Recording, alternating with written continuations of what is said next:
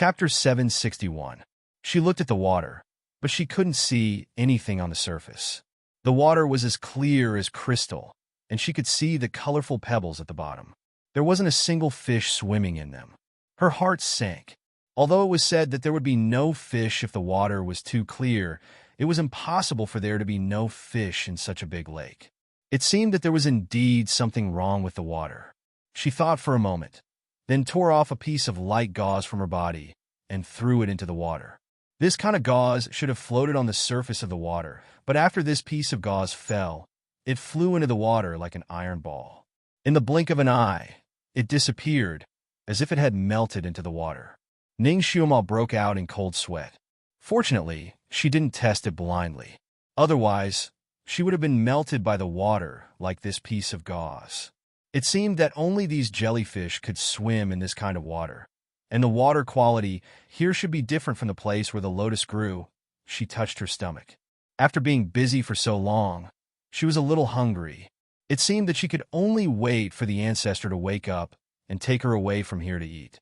Speaking of which, with the ancestor's ability, shouldn't he be able to abstain from eating? What were those two sabers for? Could it be that the ancestor had to cook when he was meditating here? Thinking about how such a lofty ancestor could actually cook for himself, Ning Xiaomo felt that this scene was too beautiful. She couldn't imagine it. She sighed, threw away these messy questions, and returned to the palace. First, she wanted to check on the ancestor's injuries. After all, she didn't use any medicine. The ancestor's face was still very pale, and there was no sign of him waking up. She touched his forehead and found that he didn't have a fever. After thinking for a moment, she pulled over a white cloud like praying mat and sat down near the bed. She looked at his handsome face and was lost in thought for a moment. Now that the surroundings were quiet, she finally had the time to organize her chaotic thoughts. In fact, when Han Shangyue took her as a concubine, she already suspected that Han Shangyue was the ancestor, but she didn't have any conclusive evidence. In addition, her identity as a concubine made her feel repulsed, so she didn't want to ask about his background. Wasn't it a deal with him? When the time came, the two sides would go their separate ways. The bridge would go its own way, and the road would go its own way. It was because of this idea that Ning Xiaomo had never thought of giving her heart to this person. She even thought that she liked cold and muscular men, and not a cold and handsome man like Han Shangyue. What's more, it was obvious that this person had an extremely deep background. His temperament was also profound, and he did not express his emotions in words. It was the most difficult to fathom the thoughts of people like him, and it was difficult to fathom. Therefore, Ning Xiaomo rejected him from the bottom of her heart due to all these factors. Later on, as they interacted again and again, she began to subconsciously treat him as a protective umbrella. Unknowingly, he had also walked into her heart. When you don't care about someone, they can't hurt you no matter what they do. But when you start to care about someone, you will care about everything that you didn't care about before. For example, his real name, his real identity, and the fact that he only wanted her to be a concubine. If she didn't have feelings for him, she wouldn't care about these things.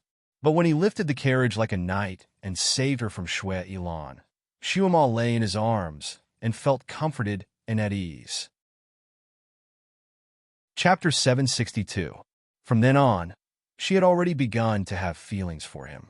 It was just that she didn't realize it herself. On Rongyu's carefree island, Han Shangyue had used that method to restore her appearance. He had even forcefully kissed her and said, "Shun, you like me?" At that time, her heart had been beating like thunder. Although she denied it because she wasn't sure, she had started to feel nervous. She had a vague feeling that she had really fallen for him. She had fallen into his domineering gentleness. She knew that Han Shangyue liked her. But how much did he like her? Was it love? She couldn't be sure. After all, she was still a concubine. After all, he still hadn't told her his identity and name. If a person's identity and name were fake, how could she dare to entrust all her feelings to him? So Xiaomo had probed him with her words, intentionally or unintentionally stabbing him. In the end, he had run away after a few words and disappeared without a trace. He had left her alone on Rongyu Tianlan's island and left her to fend for herself. This had left Xiaomo speechless. Although she hadn't shown anything at that time, there had been a knot in her heart. After that, her soul had automatically floated out and was almost destroyed by Yi Qingwan. When she had woken up, she had been on Buddha Lotus Mountain. Needless to say, he had saved her. She didn't even know how he had saved her. After waking up this time, she had felt like she had lost something, but she couldn't tell what it was. Moreover, her feelings towards Han Shangyue were a bit strange. It was as if she had rejected him from the depths of her heart, but she couldn't tell why. Moreover, when they had met, he had used his identity as the Prime Emperor to meet her. He hadn't mentioned Han Shangyue at all. She didn't know what he was planning, and subconsciously, she didn't want to recognize him. So she had simply treated him as the Prime Emperor she had met for the second time. She had also treated him with the proper etiquette. As an agent, acting was her forte. She hadn't seen anything unusual in her actions, but she hadn't thought that he would still use his identity as the Prime Emperor and do things that Han Shangyue would do to her. This had made her a bit flustered, and the inexplicable disgust had also increased. That was why she had done all these things. She had originally thought that he would use his Dizun identity to deal with her. However, she did not expect him to reveal Han Shanyue's identity at this moment. She could no longer pretend to be a fool. The injuries on his body could be more or less diagnosed without looking at his face. In other words, the mask did not have to be removed. The moment he removed it, it was undoubtedly a clear indication of his identity to Ning Xiuma. What was his purpose in doing this? Is it because he really likes me? So, he had a showdown with her? Ning Xiuma's heart skipped a few beats. Could it be this possibility? Is that so? Is that so? Is that so? What if it is? If that was the case, what should she do? How should he respond to him? Being liked by such a great god was both a good thing and a bad thing. If she also loved him very much now, and both of them were in love with each other, she could just accept it and fly away together. But now, even she couldn't tell if she liked him or not. She seemed to like him very much, but she also felt an inexplicable repulsion. She wanted to reject, but would the great deity allow her to do so? She hugged her knees as she sat on the futon. For a moment, she was lost in thought. After thinking for a while, she raised her hand and knocked on her head. Chapter 763. No wonder the novel said that once the relationship between a man and a woman was involved, it would be like a cat scratching a strand of wool, unable to be pulled out. Now it seemed that it was true. If an ordinary man had confessed to her, she would have rejected him directly if she didn't like him. She would have given the other party a quick death, as well as herself a quick death. But the other party was the ancestor. If she rejected him directly and knew his biggest secret, would he kill her in a fit of anger? Damn it, my head hurts. Ning Xiuma shook her head and simply didn't think about it. Her cultivation was more important. Only when she truly became strong would she have the confidence to live in this world. She still had to take revenge on that Yi Qingwan. She checked the ancestor's injuries again. There was no change. It was neither good nor bad. Looking at his condition, Xiuma was somewhat anxious, but there was nothing she could do. She once again used the rejuvenation technique on him, but there was little effect. His eyes were still closed, and he wouldn't wake up. But his breathing seemed to be a bit better than before. The ancestor actually suffered such a serious injury, which was really out of Ning Xiuma's expectations. She still had the illusion that she was dreaming. Ning Xiuma had recently become accustomed to diligently cultivating. At this time, sitting here, she couldn't help but think of the technique she saw in the White Tower, so she simply cultivated here. The spiritual energy here seemed to be particularly abundant, and the most abundant was the water element, which was just right for her to cultivate the wood element techniques. Time always passed very quickly while cultivating. Ning Xiuma didn't know how much time had passed. She was completely immersed in her cultivation when she suddenly heard a weak groan. The sound was low and hoarse, but it was like a heavy hammer falling on her heart, causing her to instantly return to her senses. She subconsciously looked back and was shocked. The ancestor was still lying there, his brows tightly knitted, and his originally pale face was red, as if he had put on rouge. His breathing was also somewhat hurried. He had a fever? Ning Xiuma hurriedly touched his head. Her heart thumped. His forehead was burning. He really had a high fever. Needless to say, it was because the injury on his back was too serious, and he hadn't been treated with any medicine, so he had a fever. Ning Xiuma began to work like a spinning top. She tore off a piece of cloth and dipped it in water to do physical cooling for him. The worst part was that his fever was different from a normal person's. A normal person's fever of 42 degrees Celsius was the limit. According to Ning Xiuma's measurements, his body temperature was estimated to be around 48 degrees Celsius. As soon as she wiped it with a wet cloth, the moisture was immediately dried by his high temperature. At first, Ning Xiuma only wiped his forehead. Later, when she saw that his fever was too high, she simply wiped his entire body. Of course, this whole body only included his upper body and below his thighs. She still didn't dare to touch the part between his thighs.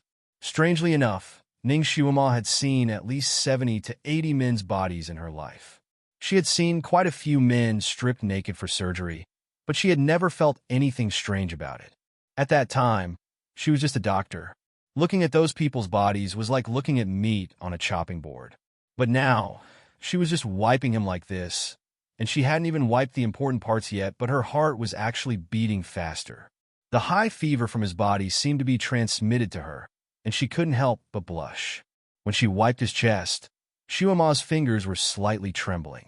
She had seen him in the past, and he had always been high and mighty. His clothes were tightly buttoned, and he was the standard male god of abstinence. Chapter 764. But now, his clothes were half off, and he was lying there, allowing her to do whatever she wanted. His face was usually pale, and there was almost no expression on his face. When he looked down at people, there was a sense of condescension, making people not dare to get close to him. But now, he was lying in front of her. His cheeks were light pink because of the high temperature, and his long eyelashes covered his eyelids. Occasionally, his thin lips would open slightly, spitting out one or two vague notes. This posture, it was like a god in distress who had been pulled down from his throne and mistakenly entered the mortal world. It made Ning Xiuma have an unprecedented strange feeling in her heart. She actually had an impulse to hug him. This feeling came so suddenly that it shocked her. She shook her head to shake off the messy thoughts in her mind and focused on wiping his body. When she was wiping his palms, he suddenly turned his hand and grabbed her wrist. He suddenly pulled her.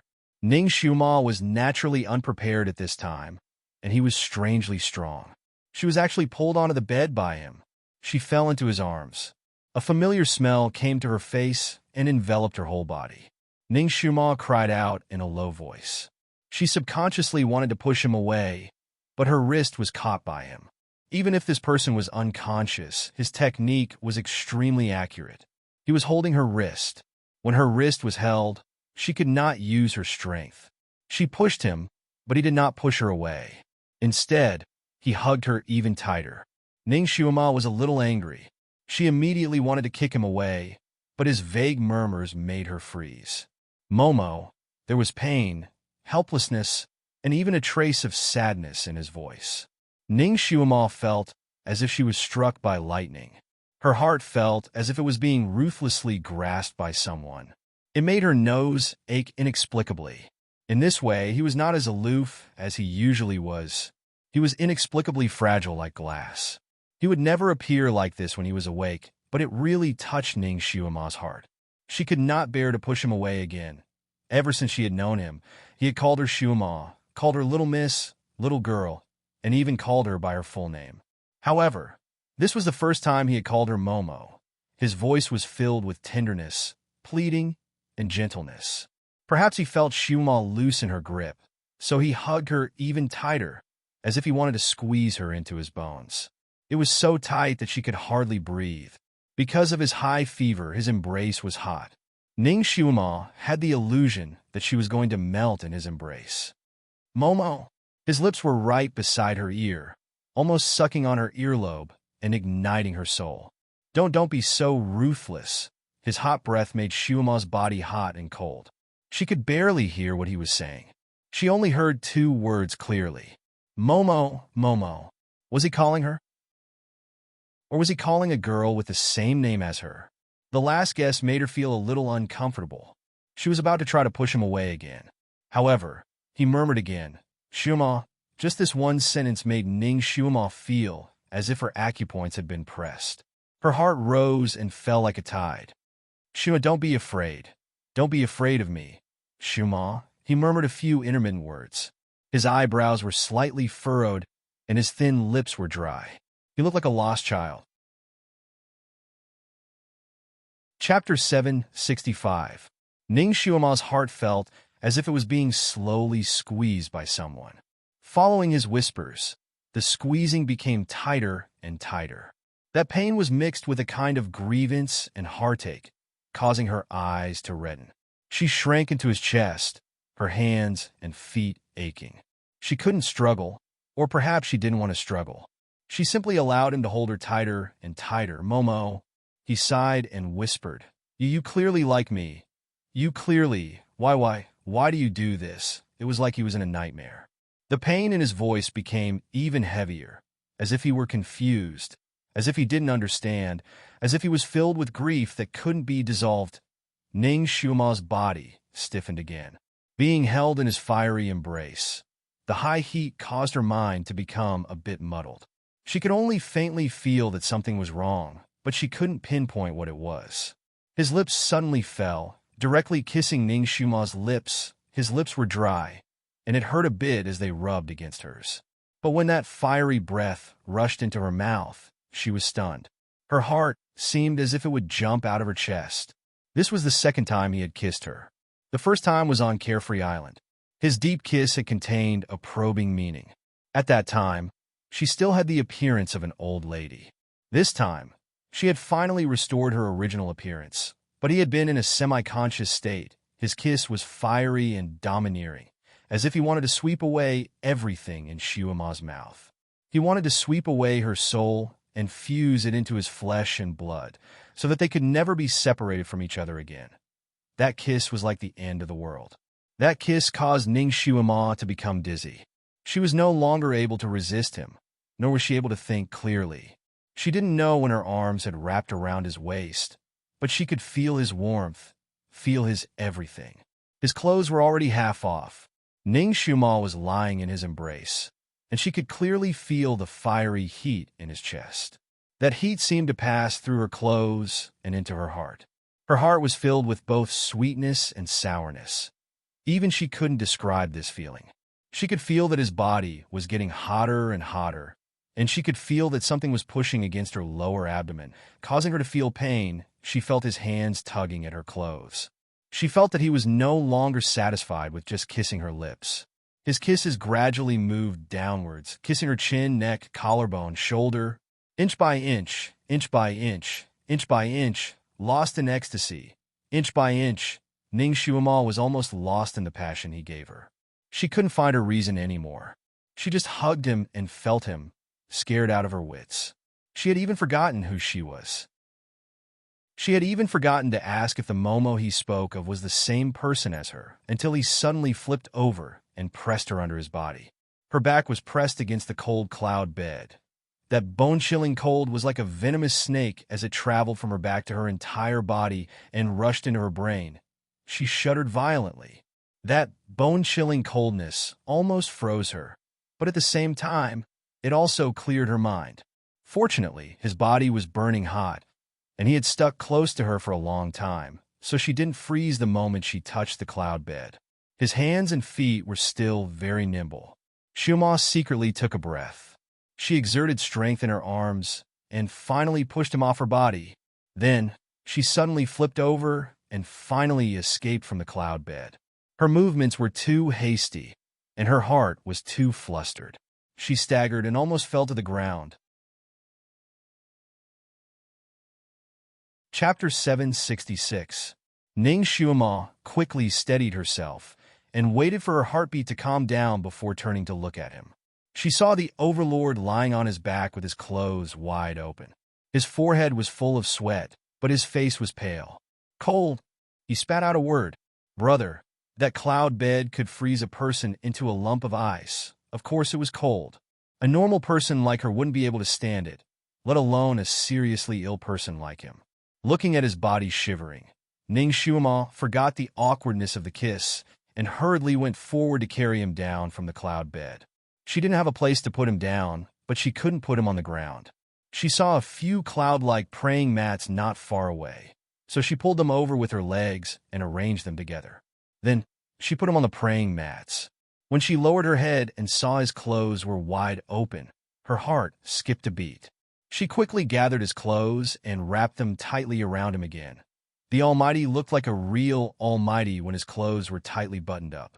His current appearance didn't feel like him at all. Finally, Ning Xiuma tidied him up.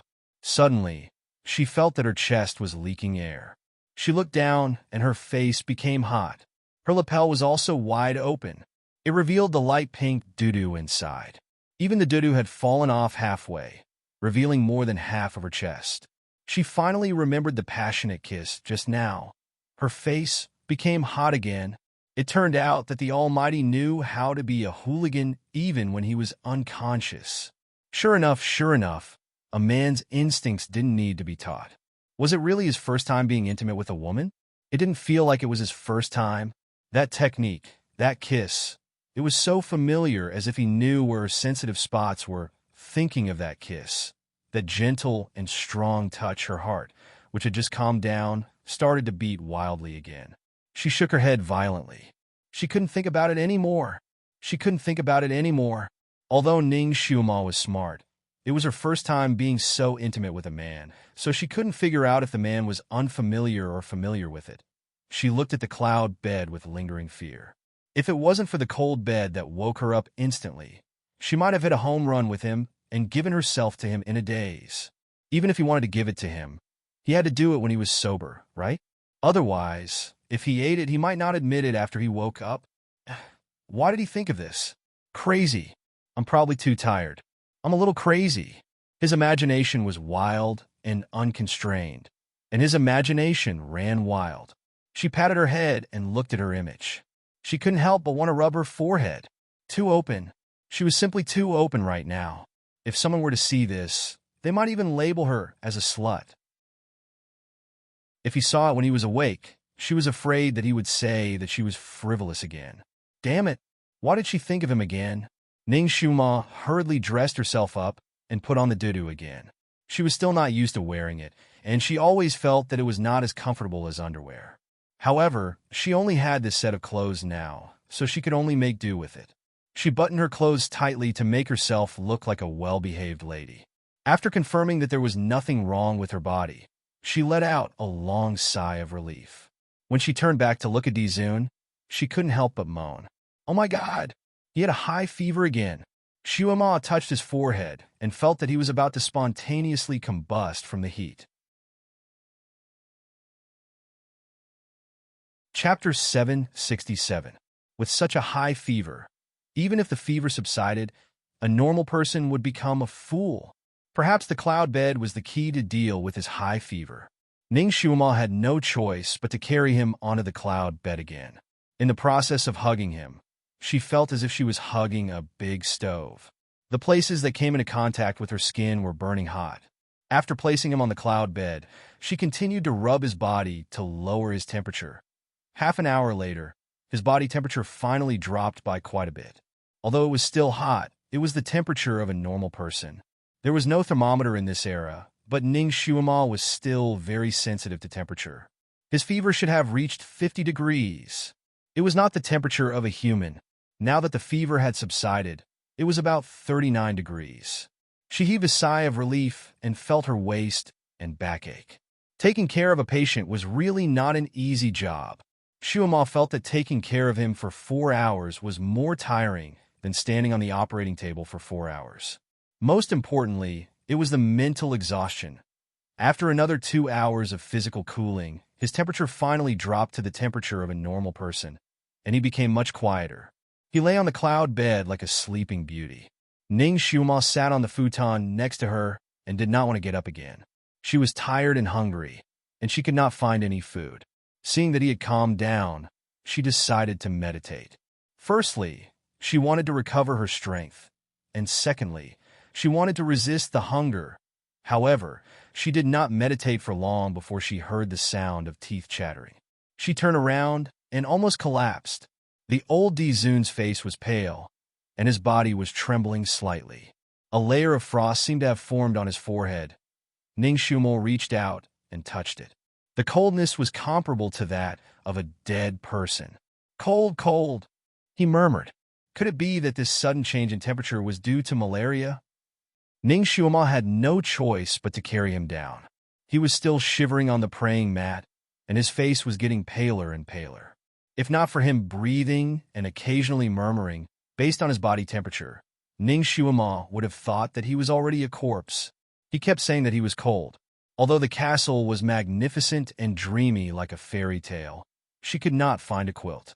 There wasn't even a piece of cloth. Ning Shumo walked around in circles, but she couldn't find anything to keep him warm. He was so cold that he almost curled up. She couldn't bear it. Stealing her heart, she pulled his arm away and burrowed into his embrace. That feeling was like drilling into a lump of ice, causing her to shiver continuously. Perhaps because he could feel her temperature, he immediately hugged her tightly with his arms and even wrapped his legs around hers, as if he wanted to use every inch of their bodies to absorb her heat. Ning Shumo was cold. She was really cold. It was so cold that her teeth began to chatter. The ancestor seemed to have sensed her trembling in a daze. His body slightly stiffened, and his arms released her. He even gave her a push and forced out a word.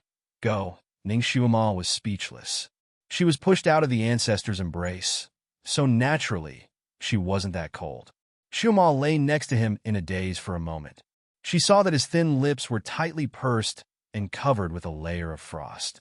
His fingers were tightly clenched, and his fingertips were pale. It was obvious that he was trying to restrain the bone-chilling cold. Did he regain some of his consciousness? Did he just push her aside after regaining his consciousness?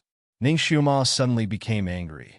Without saying anything further, she forcefully pulled his arm away and squeezed into his embrace. She used her arms to hug his waist and wrapped her legs around his legs. She fiercely said, "You better behave yourself." Chapter 768. The Dizun Emperor's body stiffened. Her body was really warm, like a warm little stove. The Dizun Emperor, who felt like he had fallen into an ice cave, couldn't help but desperately want to hug her tightly. But he couldn't.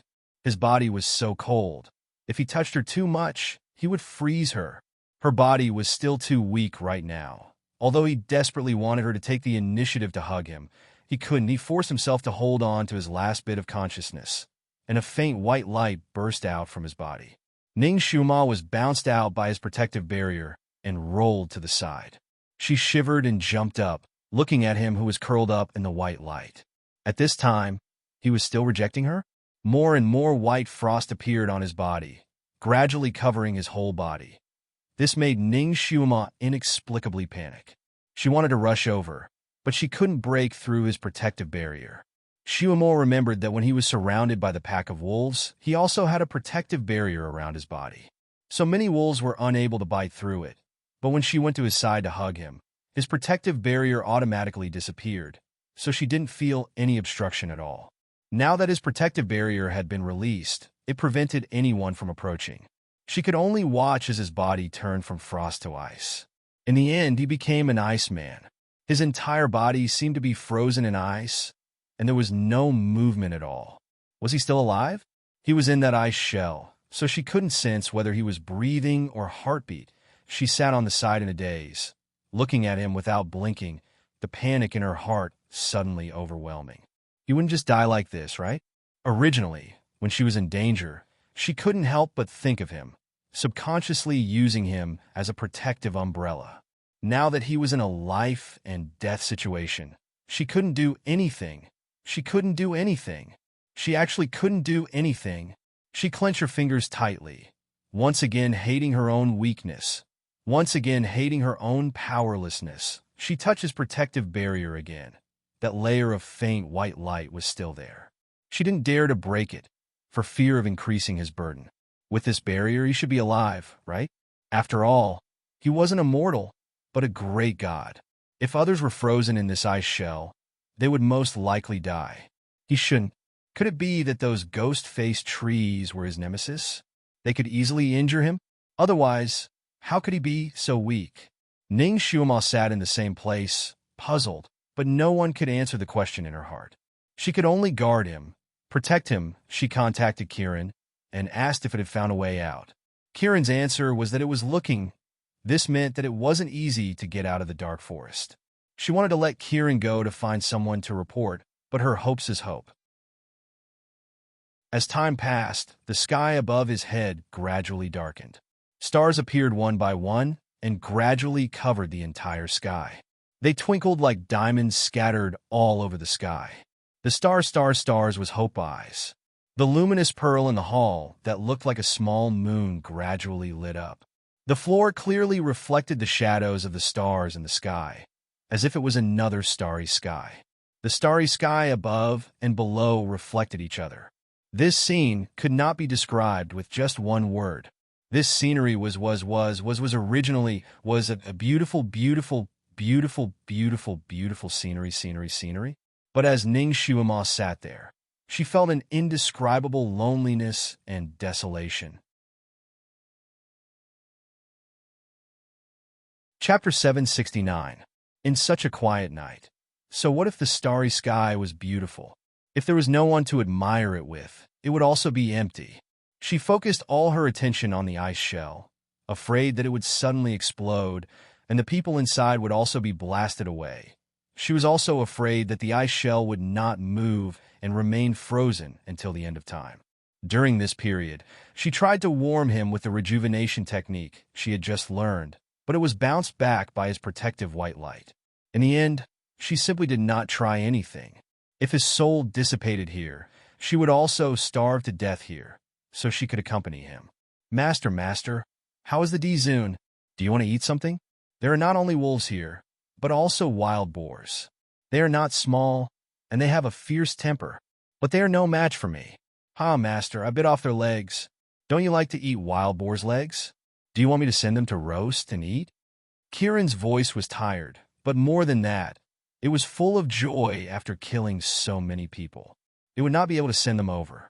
That water area was a natural moat. Ning Xuema transmitted her voice back. You eat by yourself and continue to work hard.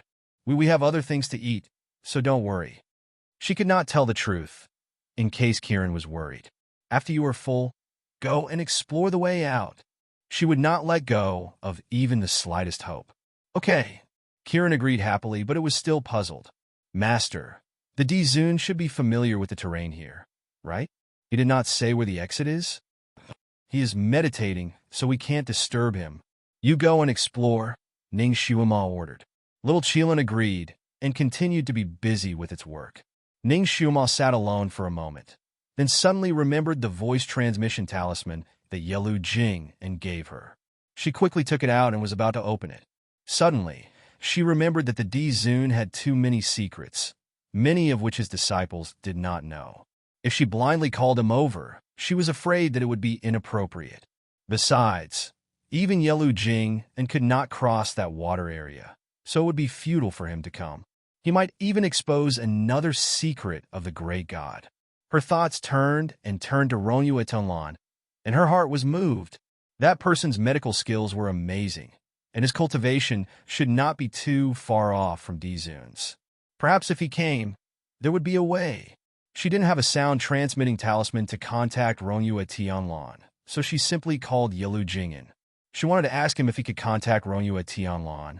Unexpectedly, the sound-transmitting talisman did not light up at all. Could it be that there was a barrier here? Could it block the signal of the voice transmission talisman? Fuck, is this a signal blind spot? Ning Xuema turned the directed audio talisman over and over again for a long time, but there was still no response. Just like how there was no signal in the mountainous area, there was no signal in the directed audio talisman here either. She was hungry and tired. Originally, she wanted to keep staring at the ancestor, but she fell asleep in a daze. She dreamt of a dream, green hills and clear waters. High and low mountain peaks were scattered all around in picturesque disorder. Ning Xuema walked among them, and her heart was a little absent-minded. She did not know why she was here. In front of her, there was a clump of waist-high grass that made a low panting sound. Ning Xiuma curiously walked over, and when she saw what was inside, she was stunned. Nestled inside was a snow-white fur ball that was half stained with blood. It was a little fox with 8 long furry tails behind it.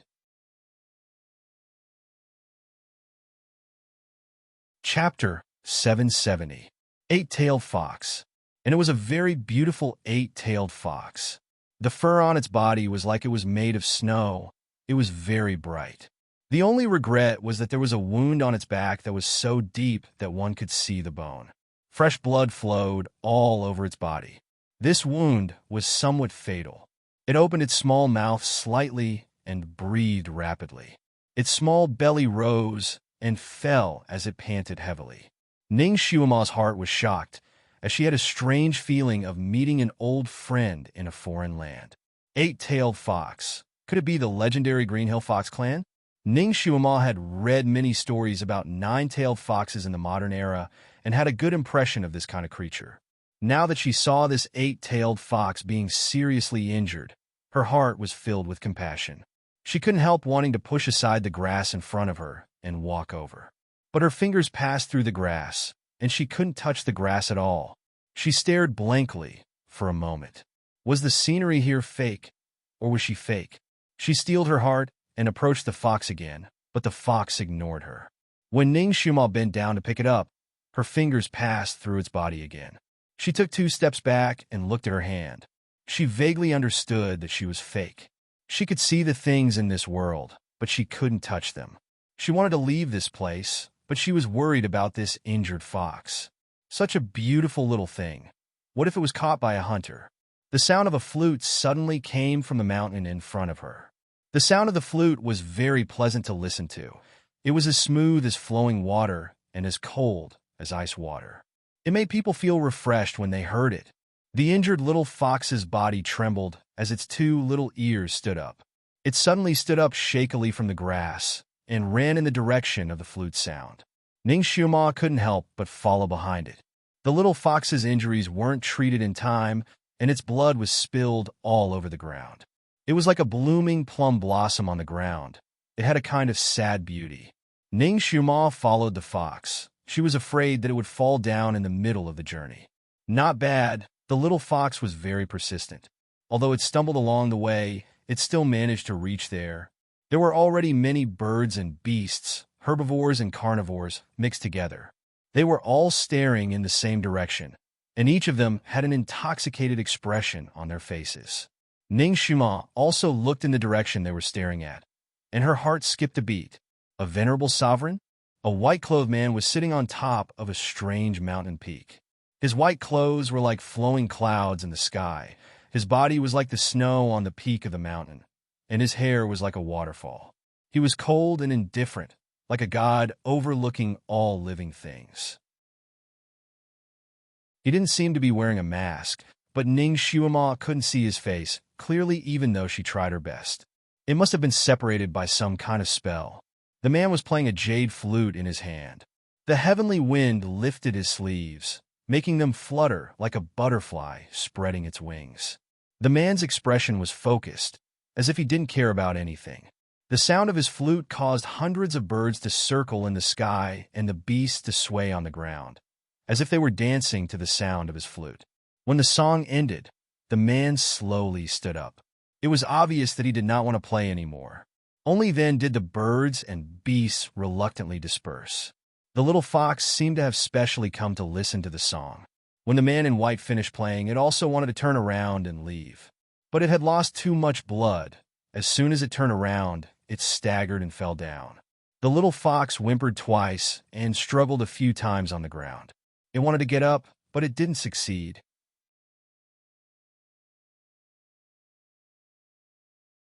Chapter 771.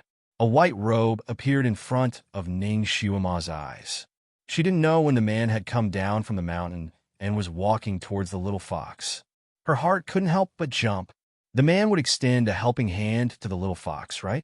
After all, the little fox had suffered such a serious injury and still came to listen to his music. It could be said that it was half a soulmate to him.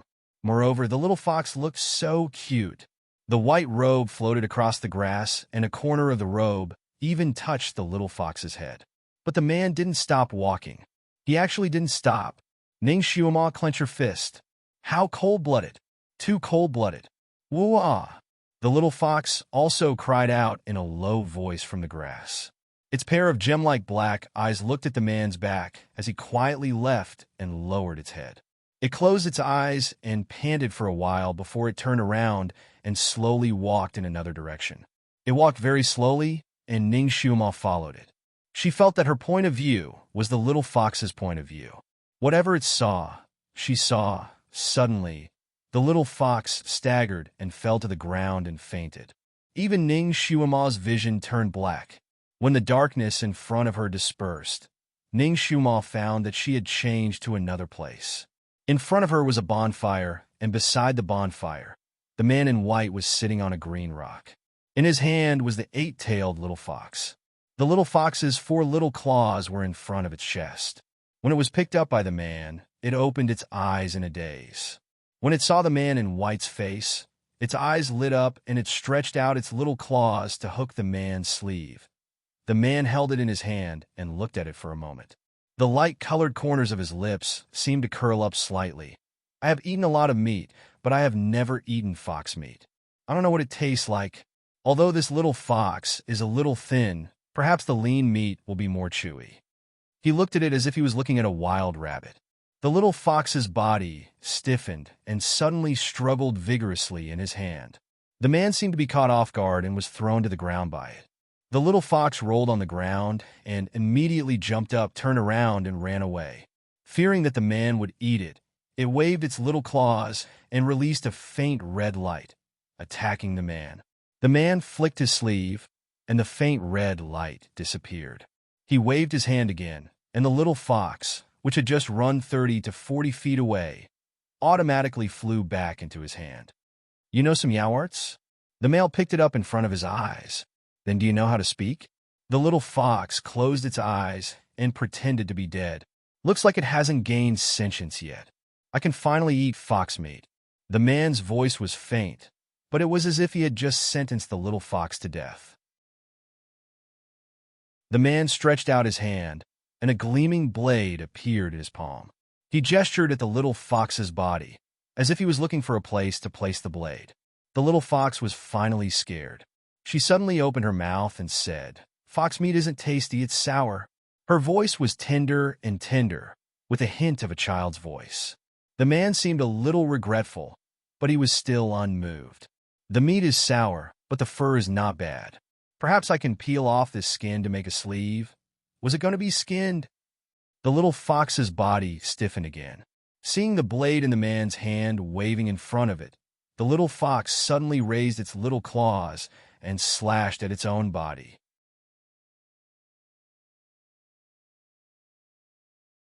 Chapter 772.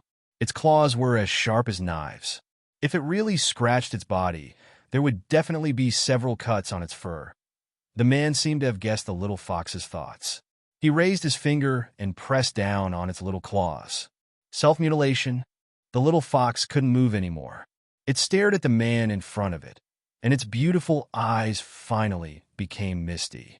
My fur isn't perfect anymore. There are a few holes in it. I can't make a sleeve, and it won't look good even if I make one. Oh, that's true. The man's gaze fell on its body. There was indeed a large tear on its left side, and blood was still seeping out. You've been injured for 2 hours, right? Since you've gained sentience. Why don't you heal yourself? The man's voice sounded slightly displeased. The little fox said, I'm seriously injured. I can't transform, so I can't heal myself. There seemed to be a glimmer of hope in its eyes. My fur is broken, so it's no longer perfect. You won't skin me anymore, right? I really don't like things with imperfections. The man's voice sounded regretful. Then I won't skin you. The little fox's eyes lit up. It struggled in his hands, then put me down. Sure enough, the man placed it on the blue stone, but he had no intention of letting it go. He took out a crimson medicine bottle from somewhere and slowly applied the medicine to it while saying, I can cure you now. When all the fur is as smooth as before, I'll peel it off." The little fox froze. Even Ning Shuima, who was standing at the side, couldn't help but burst out laughing. She could already tell that the man was teasing the little fox. The little fox's eyes were watery, and its little mouth was tightly pursed. It seemed like it didn't know what to say. The man was very skilled at healing, and the medicine was also very effective. Almost at the same time, the wound stopped bleeding. He took out a roll of bandages from nowhere and wrapped the little fox's wound tightly. When he put it on the ground, the little fox almost couldn't run anymore. Its hind legs were also bandaged. It probably thought that it wouldn't be in danger for the time being, so it simply lay down beside the man and stared blankly at the crackling bonfire. The man ignored it. With a flick of his wrist, a guqin appeared on his knees, and he began to play. The little fox's eyes lit up as she stared at his zither. She didn't even blink as she watched his fingers play the zither. The sound of the zither was unprecedentedly beautiful. The beautiful sound of the zither gradually summoned hundreds of birds and beasts. Ning Shuima was also somewhat entranced. This man's musical talent was extremely high. Regardless of whether it was the flute or the zither, he could play them to perfection. It was definitely not an exaggeration to say that he would be remembered for 3 days. After an unknown amount of time, the sound of the zither finally stopped, and the birds and beasts reluctantly dispersed. The little fox also stood up reluctantly. It had been so engrossed in listening and learning that it had forgotten about its injuries. Only now did it realize that the bandages on its body had disappeared, and its injuries were completely healed. Its fur was smooth, and the deep lacerations left no scars. It was overjoyed. It looked at the white-clothed man and said sincerely, "Thank you." The man in white looked at it and said casually, "Well, I think it's time to peel off its skin and make sleeves." The little fox instantly jumped back 3 feet and looked at him warily.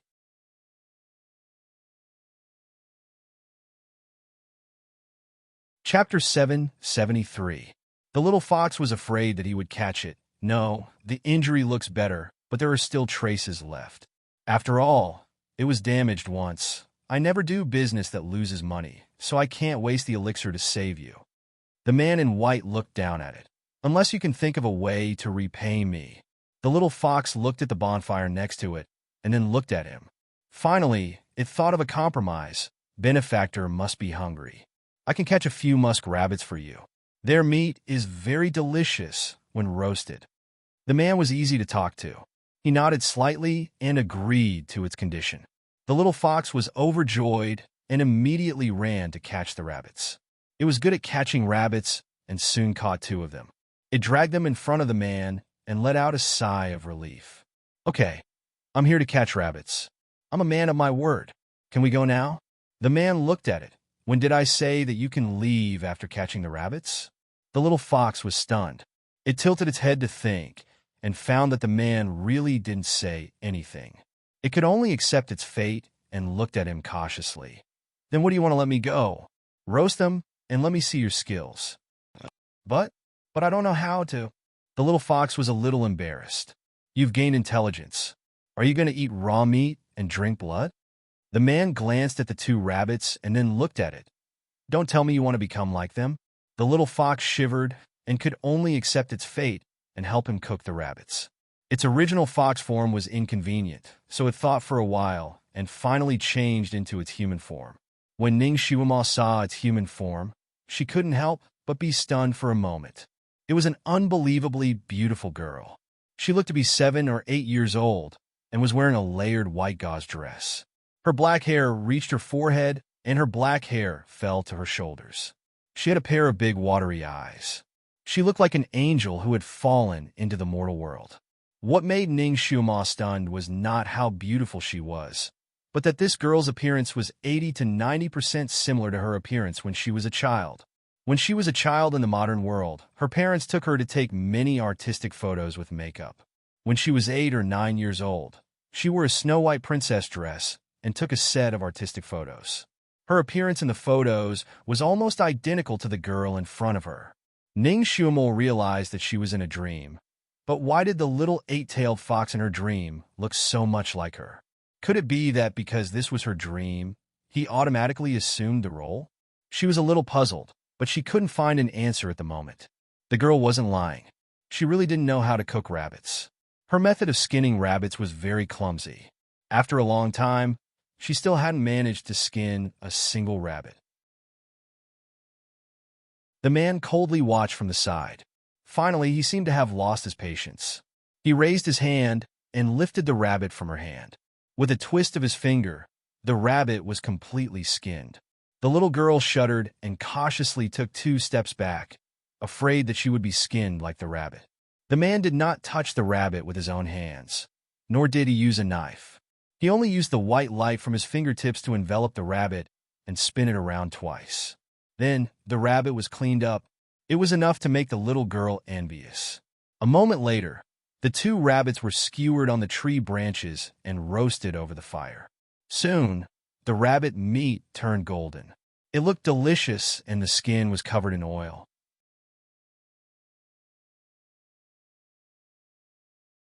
Chapter 774. The little girl watched from the side and swallowed her saliva. She watched as the man took down a roasted rabbit from the branch. She couldn't help but go over and squat by his feet. She pulled one of his sleeves and asked, "Can I hunt 2 more rabbits in exchange for a rabbit leg?" "1 leg is enough." Her eyes shone brightly under the bonfire. The man looked down at the little hand that was holding his sleeve and waved it away without batting an eyelid. The little girl's eyes dimmed, and she took 2 steps back. "Can I go now?" The man glanced at her and said lightly, "Wait a little longer." The little girl knew that she was no match for him, so she didn't play any tricks. She watched as the man finished eating the 2 rabbits, leaving only a rabbit leg. The man stopped eating. He held the rabbit leg in his hand and glanced at the little girl. The little girl was probably starving. She swallowed a mouthful of saliva and stared at the rabbit leg. However, she couldn't bring herself to ask for it again. The man tossed the rabbit leg in his palm. "Do you want to eat it?"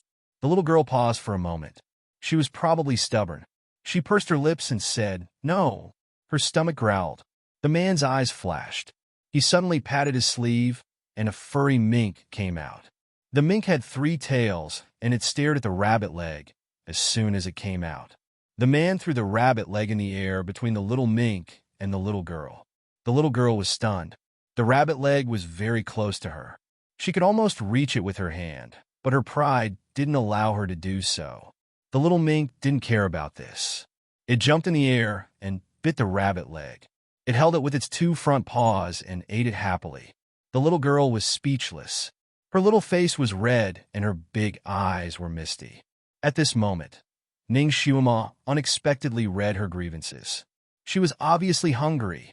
She was the one who hunted the rabbit, but now the mink took advantage of it. The little girl suddenly turned around and ran away. She didn't want to talk to this man anymore. She would never listen to him play the zither or the flute again. She suddenly tripped and rolled on the ground. A white light flashed, and she was forced to turn back into a little fox. The man flicked his sleeve, and its body flew back, landing not far from the mink. The mink proudly looked at it before lowering its head to continue gnawing on the rabbit leg. The little fox could only watch helplessly. The man didn't even look at it as he said indifferently, "Remember, there are some things that you have to fight for with your life. If you don't fight for it, what originally belonged to you will be snatched away by others." The little fox was originally looking at him angrily, but when she heard his words, she was stunned. Her eyes seemed to flash with light. The man leisurely stood up, his sleeves fluttering as he left in a carefree manner. He didn't even want that mink anymore. The mink was also stunned for a moment before it suddenly ran towards the man while squeaking, as if it was unwilling to be abandoned like this. It finally caught up to the man with great difficulty and desperately jumped towards him. But just as it jumped, it seemed to be blocked by something. Before it could even touch the man's clothes, it fell down. The mink was unwilling to give up. It pounced again and again, but it was blocked again and again. Finally, it gave up and stood there crying out in grief.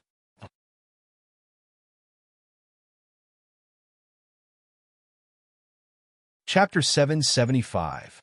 The little fox stood there for a while, looking at his back, and suddenly shouted, I will fight for what I deserve. I will not give it to anyone else." The man did not even turn back.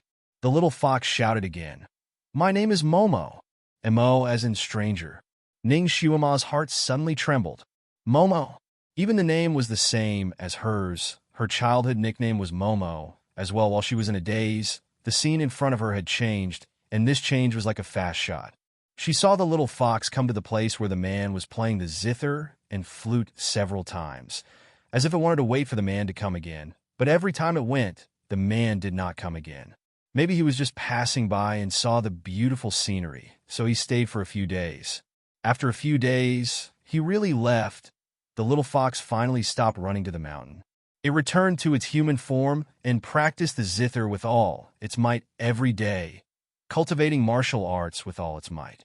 Through the fast-forwarded scenes, Ning Xiuma saw that she had fought with many people and learned her lesson from her repeated defeats.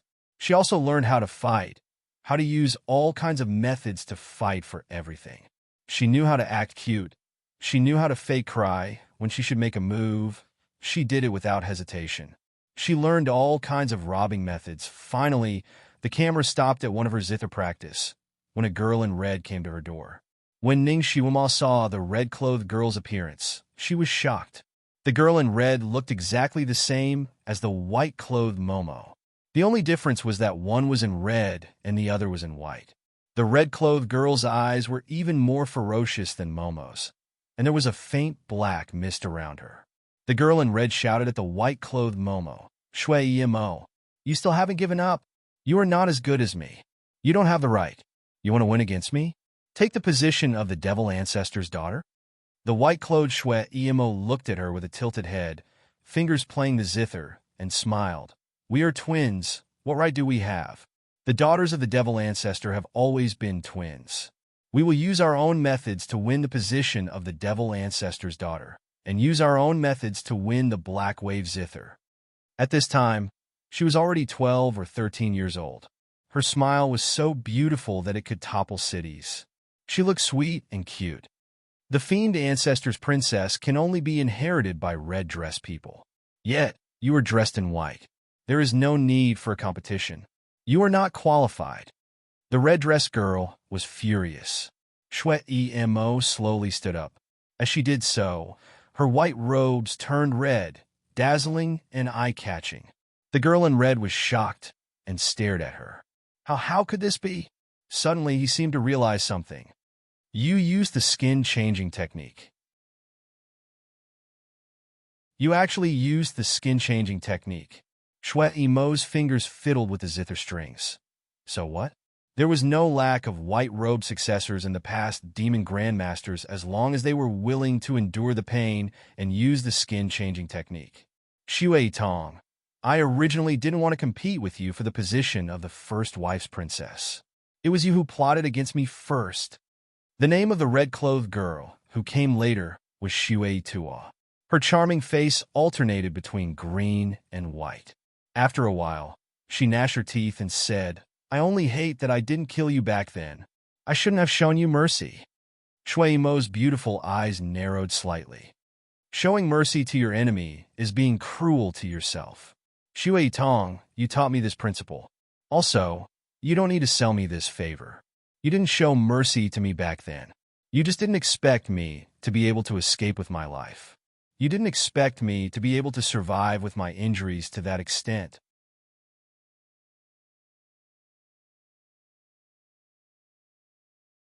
Chapter 776. If she hadn't met that man, she would have really died from her injuries. Snowy Tong paused and snorted. Then let's wait and see.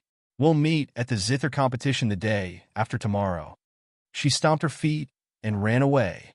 Snowy Mo sat there with her eyes downcast. Her fingers once again touched the zither strings.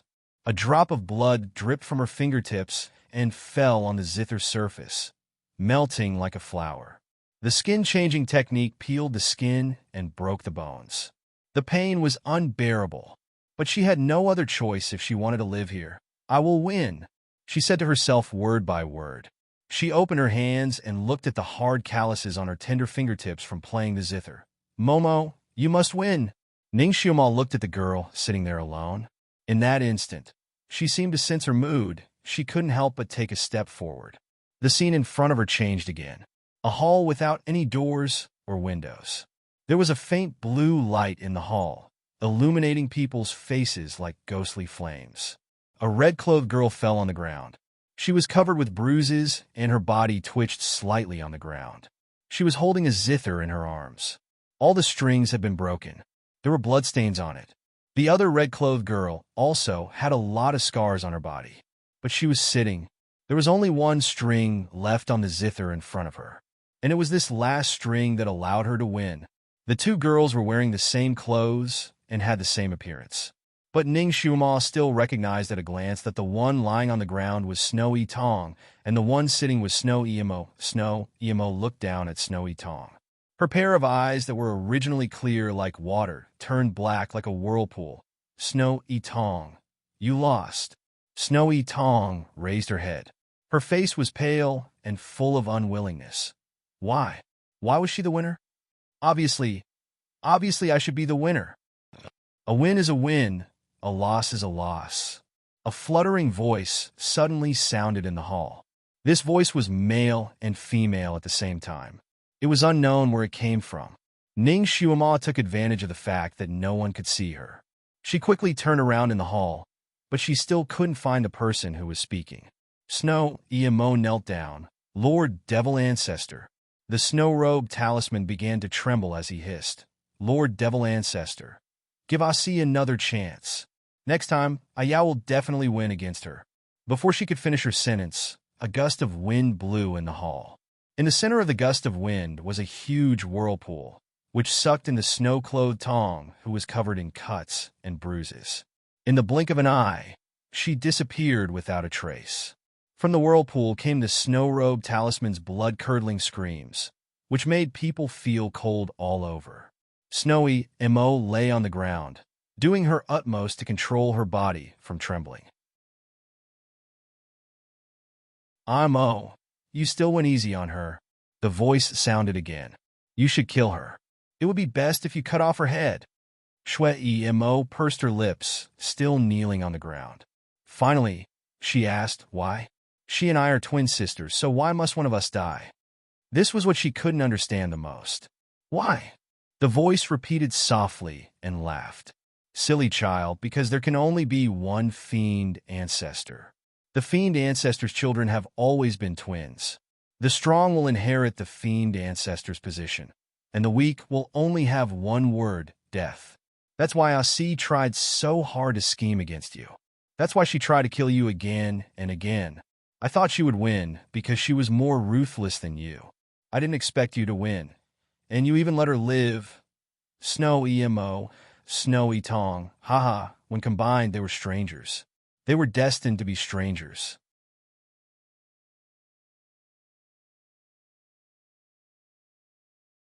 Chapter 777. It's really beyond my expectations. However, your zither skills are indeed much better than Ayao's. I'm very pleased. What about her? Shui Emo couldn't help but ask. A loser. Why do you care where she went? The voice became cold. Yes. Shui Emo replied. Amo, remember, as a devil, the most taboo is affection. Whether it's family, friendship, or love, you must abandon them all. Amo will remember. Hee, you still lack tempering my successor. Shui Emo's fingers clenched tightly in her sleeves. Lord Devil Ancestor, Amo still doesn't understand. Since Ayao and I will become enemies sooner or later, why did you make us love each other so much when we were children? Lord Devil Ancestor also said that Ayao and Amo must advance and retreat together, live and die together. Her lips were about to turn white. Since they were destined to be life and death enemies, why did you make them so close when they were children, so close that they were like one person? Hee. The Devil Ancestor laughed coldly, carrying a bone-piercing chill. What do you think? Shui Emo shivered and didn't dare to speak again.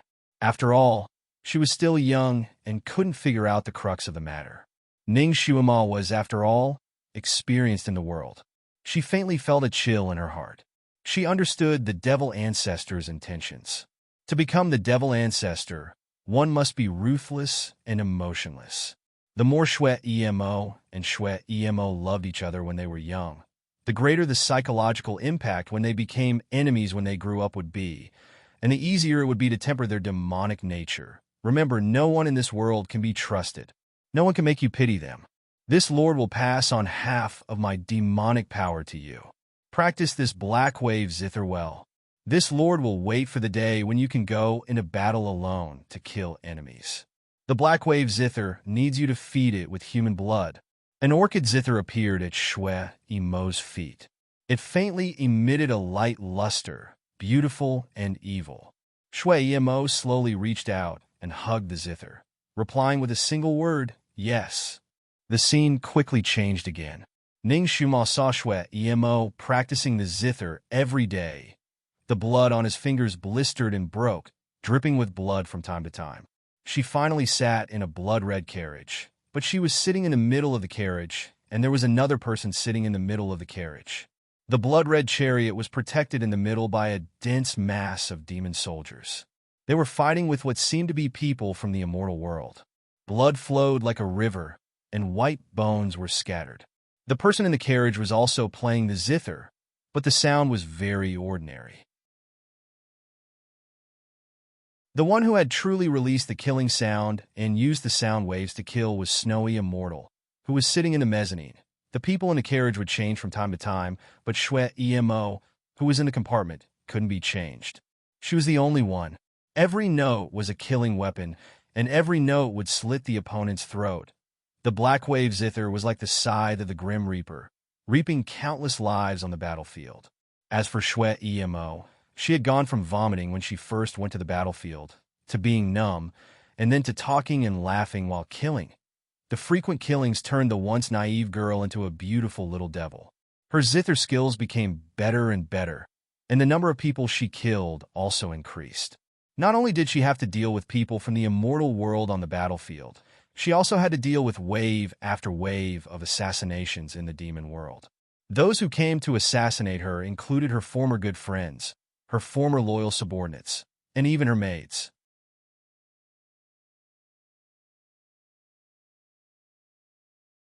Chapter 778. Shwe Emo still loved to smile. Her smile was as sweet as honey, but her actions were as vicious as a demon's. Countless people had died under her zither, and she didn't care about them anymore. However, every time she killed someone, she would wash her hands over and over again. Her fingers would slowly become as tender as spring onions. After washing her hands, she would stretch out her fingers and look at them in front of her eyes. "I don't want to kill people," she murmured, her expression somewhat disgusted. Then she laughed again. "But I want to live." Her beautiful eyes flashed with a touch of coldness. "So, it's better for me to kill people." As she killed more and more people, her red clothes became redder and redder. She began to like bright colors and luxurious decorations. All the furnishings in her boudoir were extremely luxurious, shining everywhere. She was so dazzling that it made people dizzy. However, in her boudoir, there was often a vase of plain wildflowers. Those flowers were unremarkable. The flowers were small and light in color, like something that grew randomly on the roadside. She often sat alone in front of the flowers, hugging her knees, looking at the flowers for half an hour. Occasionally, he would laugh and say, "Can you still recognize me when you see me now?" Ning Shuma didn't pay attention to the wildflowers at first, but after hearing her words, her heart was moved. She finally remembered that the wildflowers were from that mountain, and that they had once swayed under the feet of that man in white who played the zither. Ning Shuma clenched her fingers. She strangely understood this girl's mentality. At that time, that man had taught her to fight for her own things. Now, not only had she learned to fight for it, she had also learned to plunder in her dark life. That brief moment of contact with that man in white had become the only pure land in her heart. Time passed by one battle after another. The red clothes of that girl in white had become more and more vivid under the tempering of blood and fire. The fiery red clothes were as dazzling as the setting sun. She would occasionally go to that mountain, but she had never met that man again. But one time, She accidentally saved a white-clothed youth who had been betrayed by his family and was being chased by his entire clan. Actually, she was too lazy to meddle in other people's business, but the young man's white clothes attracted her. His picturesque face attracted her, making her violate the devil's principles and save him. Ning Xiaoma felt like she was watching a thrilling blockbuster movie. In the blockbuster movie, there was a rain of blood. Gratitude and resentment made her heart rise and fall. The scenes changed very quickly, like fragments of memories, flashing by rapidly and disappearing into the distance. Ning Xiaoma was originally engrossed in watching, but when she saw the face of the boy who had been saved, she shuddered violently. "Shui Alan," she blurted out. As he shouted, he suddenly felt his body tighten. The scenery in front of him suddenly melted away like snow in spring. Her body shuddered, and she finally opened her eyes. The moment he opened his eyes, the dream seemed to have been wrapped in a dense fog, and it quickly faded away. His body was warm, and his lower body was soft. Reflected in his eyes was a white robe with flowing dark lines. A faint familiar fragrance seeped into her nose, making her absent-minded for a moment. But after a moment of absent-mindedness, she suddenly looked up as if she had been struck by lightning. Black satin hair flowed in front of her eyes. Looking along the black hair, she saw the soul-stirring, beautiful face of the venerable ancestor. He supported his head with one hand as he reclined beside her. He just happened to be looking at her calmly. The light in his eyes was somewhat unpredictable.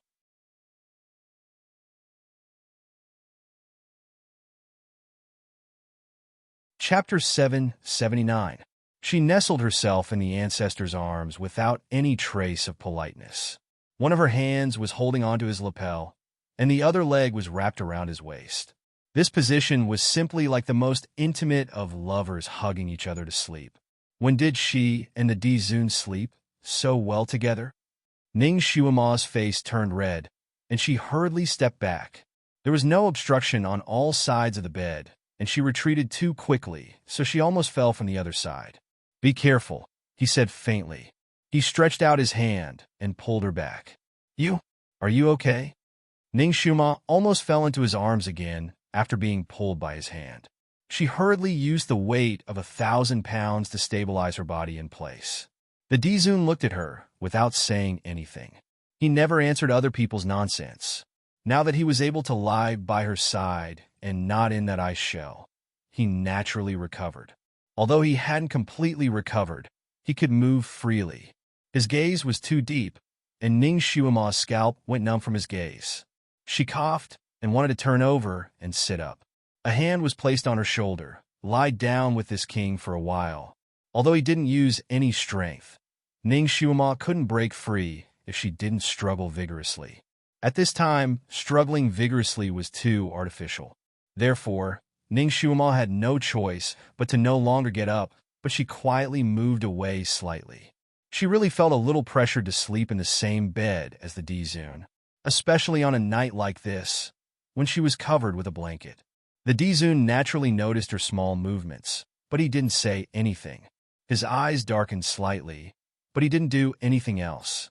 He turned over and lay down, looking up at the vast sky above his head, and sighed softly. Romeo Attilan had said that when a girl rejected you, you must remember to be impulsive so as to not scare the other party away. You must plan slowly. The Dizun had never lacked patience. He could wait. In any case, she was now in his bed beside him. Ning Xiaoma saw him like this and secretly sighed in relief.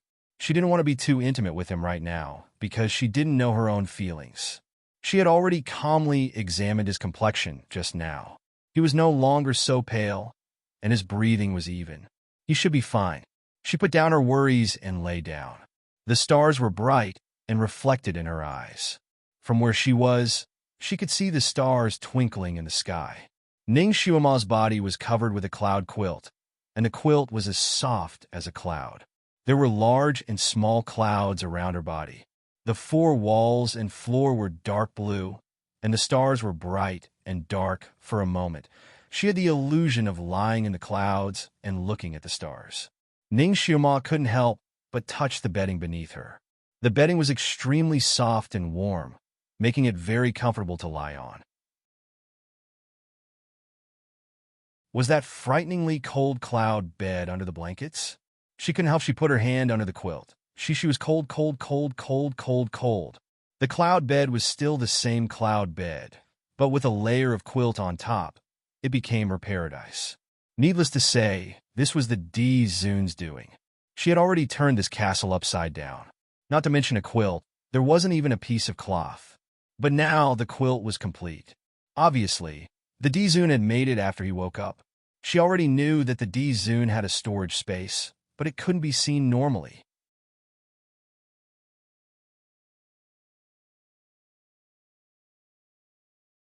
Chapter 780. That storage space was very strange.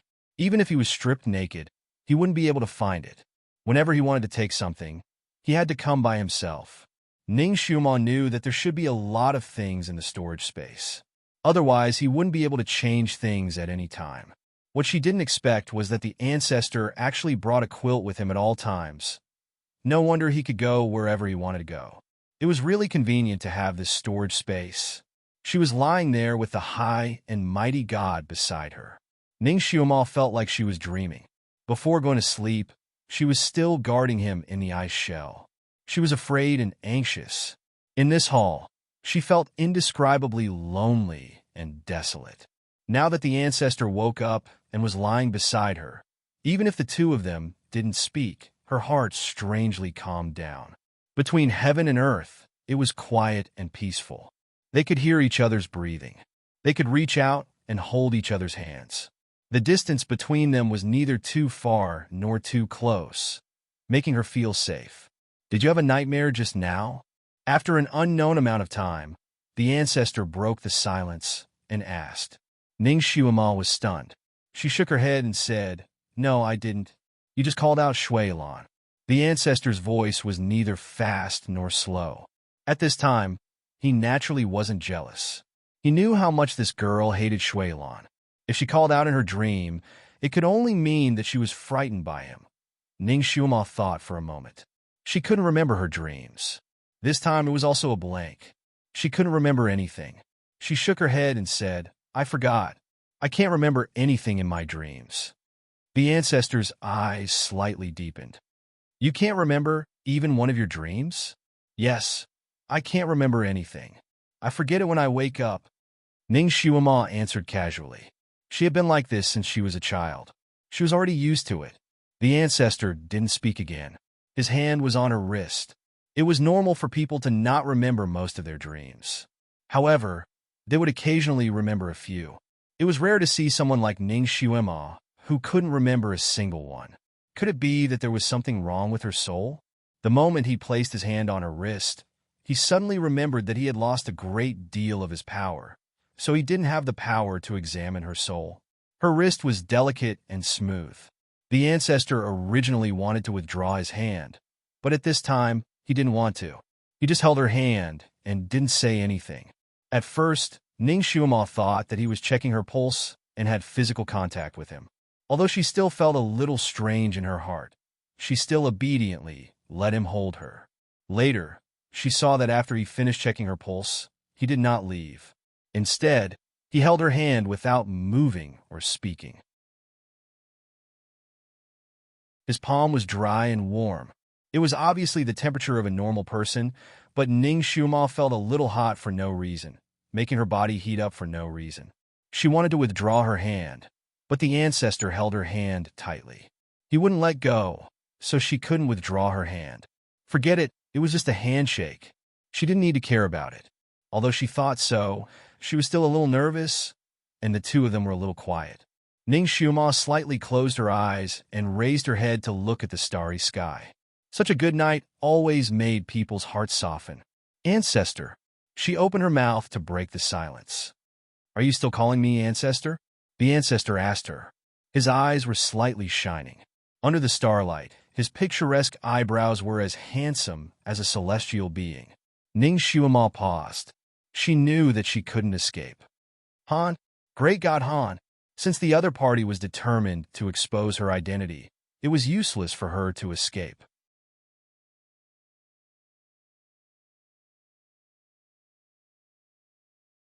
Chapter 781.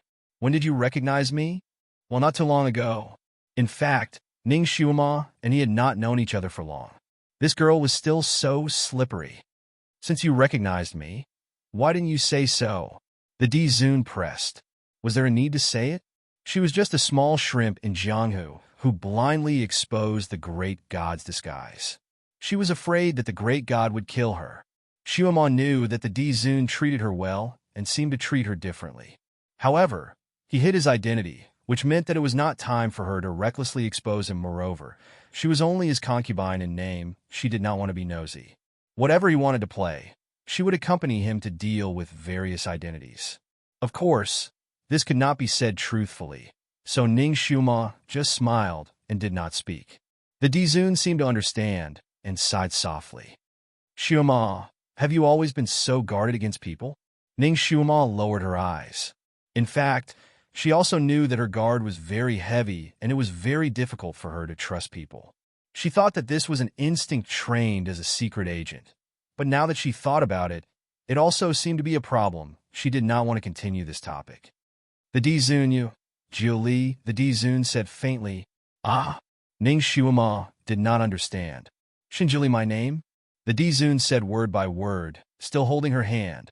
You can call my name when there is no one around. Ning Xiuma's heart suddenly jumped. She had long guessed that the Dizun should have a real name. However, it seemed that no one on this continent knew.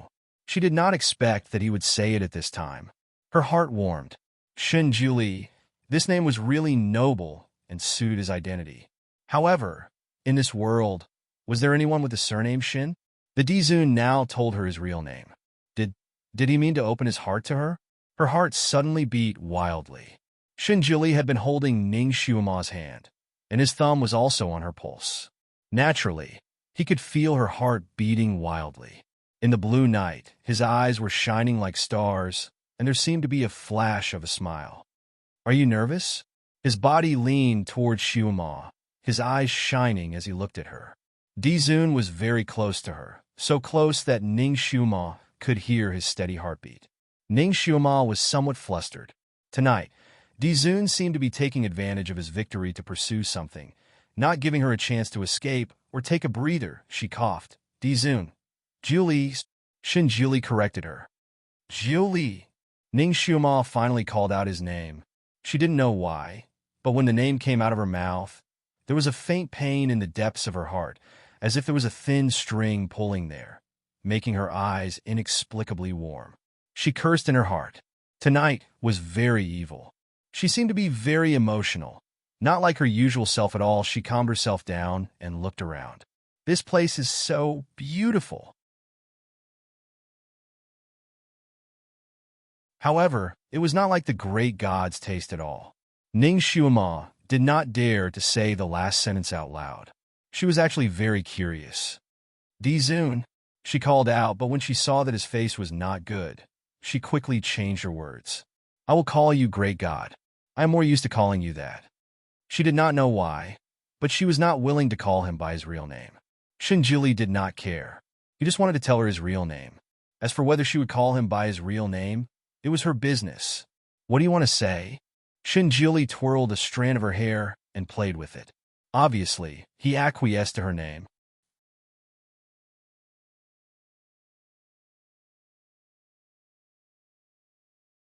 Chapter 782. Ning Xiuma finally heaved a sigh of relief. This is the place where you practice, right? You must come here often, right? It's very pleasing to the eye and very beautiful. Also, the spiritual energy here is very abundant. I don't come here often. Shinjuli's voice was faint. It's boring to be here alone. He was also afraid of boredom? Ning Xiuma was very surprised. I heard that the most suitable places for meditation and cultivation are very quiet and remote places. Almighty, don't you choose such places for meditation? Logically speaking, this place was very suitable for cultivation. Shunjuli said, I practice in other places. How could the Almighty not choose such a beautiful place? Then your practice place must be very beautiful too, right? With the Almighty's personality, his practice place must be more poetic and picturesque. It's average. Shinjili's words were always concise. He was not lying. His practice place was an ice cave. There was nothing in the ice cave except for an ice bed. I don't believe you. Maybe the night was too beautiful, or maybe they had opened their hearts a little, and he was no longer so high and mighty. Ning Xiuma talked to him casually. You need to be calm when you practice. Avoid being confused by the things around you. So the simpler the practice place, the better. Shun Jili explained to her. But he was a little absent-minded. With his cultivation, he could meditate quickly even in a busy city and would not be disturbed by external things. If he wanted to practice, he could do it anywhere. But this place was not suitable. This place was very quiet and full of spiritual energy. He did not even have to worry about being disturbed in this place. But he could not. Every time he came here, he was inexplicably impetuous and could not calm down. So he gave up on this place and would not come here again for many years. This time, if he did not accidentally fall into the dark forest and was seriously injured and in need of treatment, he would not come here. Ning Xiuma actually understood his reasoning, but she was a little regretful. Even so, this place is so well built. It's a pity that you did not come here to practice. This place was not built by me. It had always existed. It has existed for at least 3,000 years. Shun Jili explained, I discovered this place by accident. Ning Xiuma was surprised. She didn't expect that this place was actually left behind by an ancestor more than 3,000 years ago. She originally wanted to ask about the two sabers, but now it seemed that there was no need to ask. The ancestor probably didn't know either. Those jellyfish paths outside were created by Dizun, right? It seemed that he was the only one who could walk, so it must have something to do with him. Shin Jili shook his head again. Everything here is from 3,000 years ago, including the jellyfish road. But why did they only allow you to leave? Ning Xiuma blurted out. Good question. I'd like to know that too. Shin Jili chuckled. He did not smile easily, but when he smiled, it was like a flower blooming in the night. Ning Xiuma was dazzled by his smile. She quickly looked away and looked at the galaxy in the sky, then looked at the surrounding scenery. She sighed. The person who could create such a place must be a wonderful person. This place is so romantic. It's just like a castle in a myth. Do you like it? I like it. Ning Xiuma answered without hesitation. Since you like it, let's stay here for a few more days. Shun Jili was infected by Xiuma's smile, and his mood became better. While they were talking, their bodies were getting closer and closer, but she did not notice.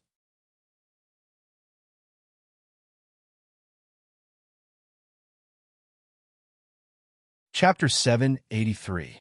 Ning Xiuma seemed to be used to his touch and didn't notice it at all. When she heard that she could stay for a few more days, she immediately smiled and said, Of course. She really liked this place and wanted to stay for a few more days, but she finally thought of a very important problem. But there's nothing to eat here. She hadn't eaten anything for a whole night, so she was hungry. As if it was a coincidence, her stomach immediately grumbled a few times. Although the sound wasn't very loud, Shun Jili, who was close by, also heard it. He seemed to have finally thought of this fatal problem. He could abstain from food, but Ning Xiuma couldn't. He suddenly felt a little scared. Fortunately, he had only fainted for a day. If it had been a little longer, this girl might have starved to death here. Even the weakest of his disciples was at least Earth rank level 3 and had reached the level of abstaining from food for more than a month. The people around him were also like this, so his thinking was habitual, and he didn't consider that this little girl was actually as fragile as glass.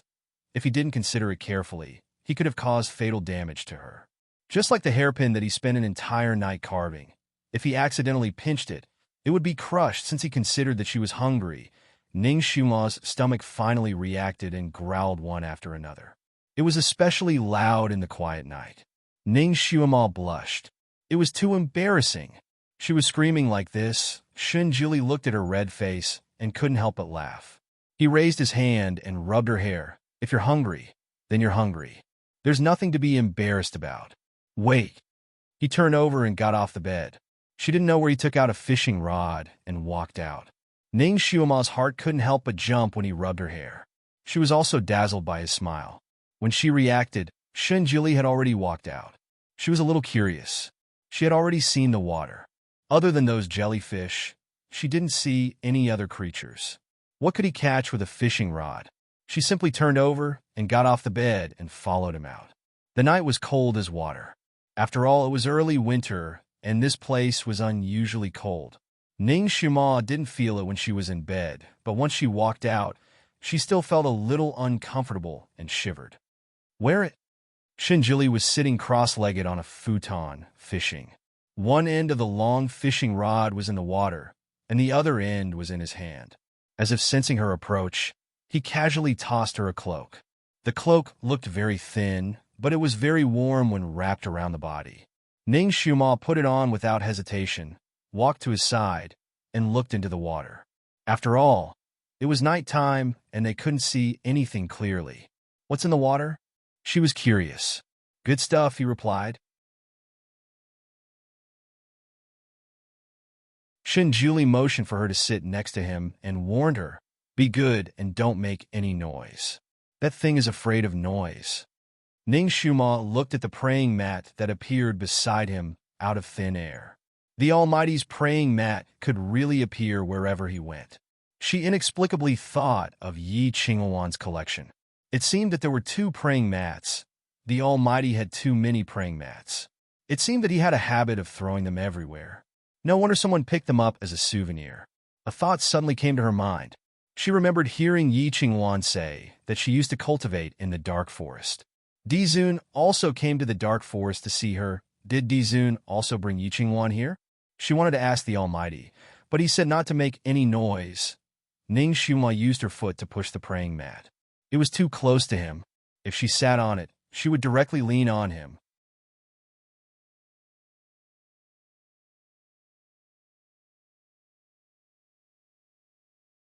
Chapter 784. She wanted to move the futon away a little, but it seemed to be rooted there. She couldn't move it. Shinjili finally looked at her with a faint smile. "Are you afraid that something on me will bite you?" He transmitted his voice so he wouldn't disturb the things in the water. Ning Xiuma paused for a moment. Forget it. She was not a shy person. Occasionally, when the mission required, she would put her arm around a man's shoulder. She sat down next to Shinjili, and the two of them leaned against each other. Her warm and soft body leaned on his arm, with the unique fragrance of a young girl. She sat next to him by the lakeside. A gentle breeze blew, and Xiuma's hair lightly brushed against his face and neck. It was cool and slightly ticklish, making him have the urge to hug her in an instant. But thinking of Rongyue Tianlan's plan of taking things slowly, he stopped again. He couldn't scare her away and break the peace that he had obtained with great difficulty. He was a straightforward person. He would do whatever he wanted to do, but now he had scruples. The person he loved was by his side, but he couldn't hug her. Ning Xiuma's eyes were fixed on the fishing rod. She suddenly thought of a very important question. Great God, there isn't even a blade of grass or a stove here. How are you going to cook the fish you caught? She also learned to transmit her voice. Although she was not very experienced, the two of them were so close that Shinjuli could still hear it clearly. He glanced at her sideways, and his eyes flashed slightly. He sighed softly. Recently, I have lost a lot of power. It is very tiring to transmit my voice. This sentence was said directly in her ear, and his voice was slightly weak. Ning Xiuma immediately remembered that he was in a state of near death in the first half of the night. She immediately believed his words. Looking at his side face, she was a little worried. Then you don't have to transmit your voice. Are you okay? Shinjili leaned his body on her. I'm a little cold. Come closer to me. It is easier to talk, and we can snuggle to get warmth. Ning Xiuma, the Almighty, was actually quite cute when he was weak. Seeing that his face was indeed pale, she was afraid that he would faint again and turn into an ice sculpture. If that happened, her stomach would be empty again. He leaned against Ning Xiuma.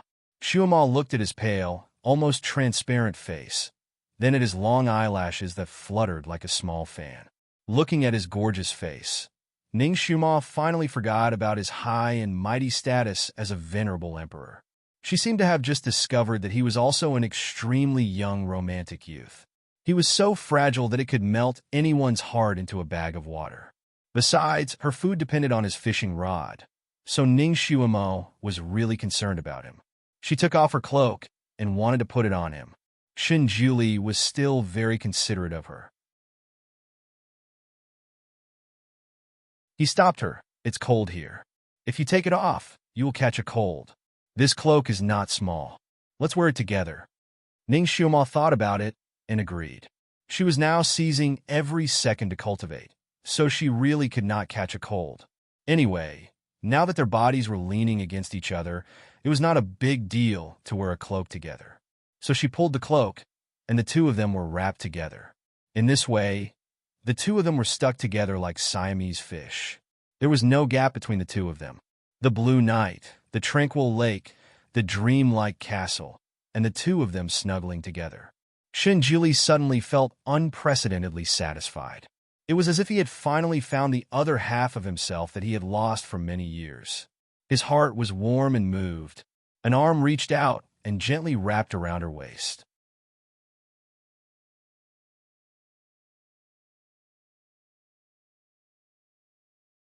Chapter 785.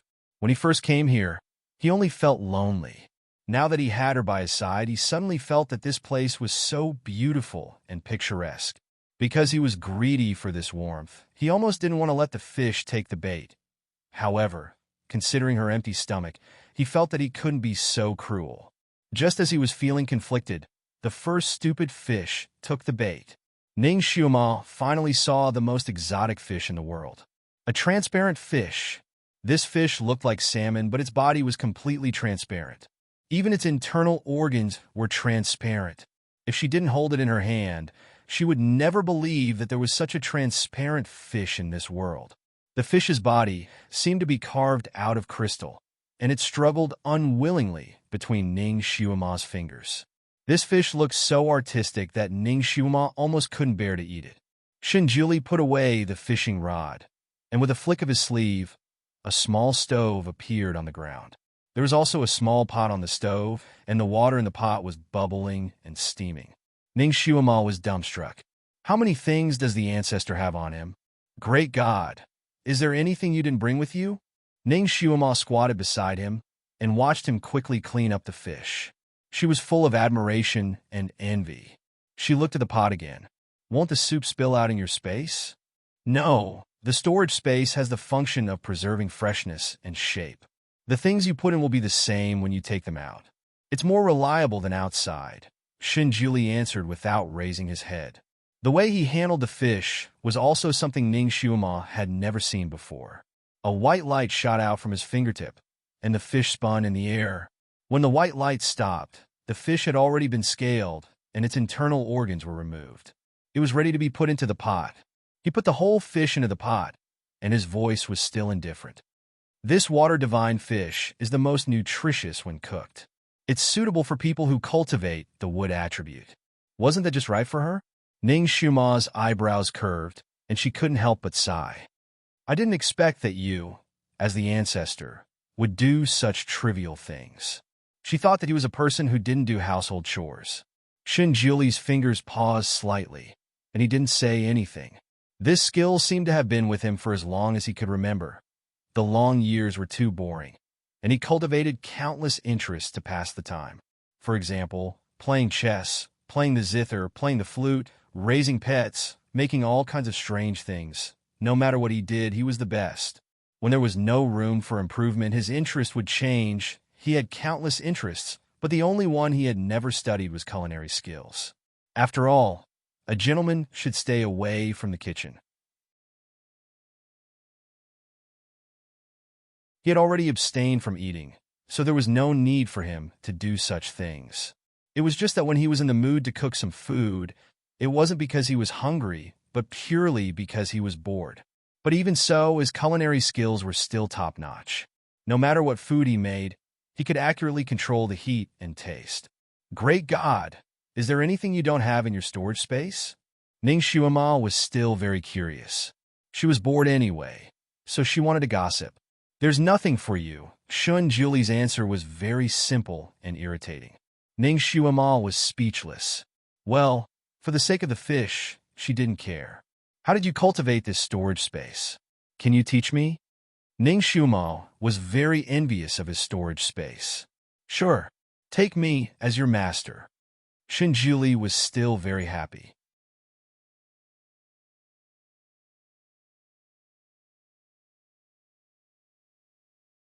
Chapter 786. Ning Xiumao. She could not understand the great god's train of thought. At the same time, she thought of a very confusing question. Speaking of which, if Han Shangyue regained his status as an overlord, then did her status as a concubine still count? Seeing his intimate actions towards her after waking up, it should count. But now, he wanted her to be his disciple. He must be joking when he said that he was going to be his disciple. Who would want their concubine to be his disciple?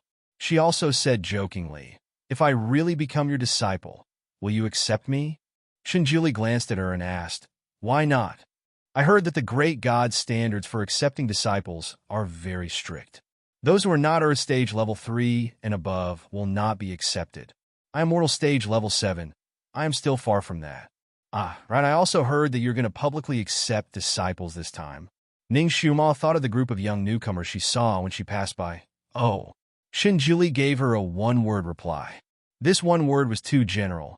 Ning Xiumao was a little confused. Shinjuli raised his hand and rubbed her head. "So you have to work hard?" "Work hard for what?" "Work hard to reach his standards for accepting disciples?" But she was only Mortal Stage Level 7. Even if she did not eat or drink, with her crazy genius speed, she would only be able to break through the highest point of the mortal stage and enter the Earth stage in 5 days. This was under the ideal situation where there were no accidents, and his condition was Earth stage 3rd rank. Even if she was a Qilin, she would not be able to catch up. The cultivation speed of normal geniuses was that when they were in the mortal stage, it was already very good to be able to rise 1 level in a year. Moreover, the higher the level, the harder it was to rise. After reaching Mortal Stage Level 6, one might not even be able to rise 1 level in 3 to 4 years. And from the highest point of the Mortal Stage to the Earth Stage, it would take 8 to 10 years. This was the cultivation speed of normal geniuses. For example, Ji Yunhao, unless it was a genius who broke through to the Earth Stage at a very young age, such as Ji Yunhuang. But such geniuses were rare, and these rare geniuses were mostly gathered in Buddha Lotus Mountain. It seemed that becoming his disciple was a fantasy, so Ning Xiumao simply did not think about it. "What are you thinking about?" Shinjuli handed her a jade bowl. Inside the bowl was a milky white soup with white jade-like pieces of fish floating in it. "Try it. How does it taste?" The fragrance was intoxicating. This fragrance immediately made Ning Xiumao forget what she was thinking. She immediately tasted it. The taste was extremely delicious, and it was especially suitable for her taste. "Delicious." She gave him a thumbs up and praised him sincerely. She was starving and immediately began to enjoy the food. After she finished half a bowl, her hunger finally subsided. After soothing her stomach, she inadvertently raised her head and saw him sitting opposite her. He was looking at her lazily with his hand supporting his head. There seemed to be a slight smile on his lips. Ning Xiumao felt a little uncomfortable being stared at. This great god was all about perfection. Did the way she wolfed down the food just now scare him? "Why aren't you eating?" Ning Xiumao was a little embarrassed. Shinjuli paused and retracted his gaze. Actually, it didn't matter to him whether he ate or not. However, seeing that she was eating so happily, he would accompany her and eat a bowl. He took out another jade bowl and filled it to the brim. After tasting it, his eyebrows slightly wrinkled. "Isn't it a little salty?" He actually liked bland food, but every time he made something, it was a little salty. Ning Xiumao shook her head. "No, it's just right for me." It was as if he made it according to her taste.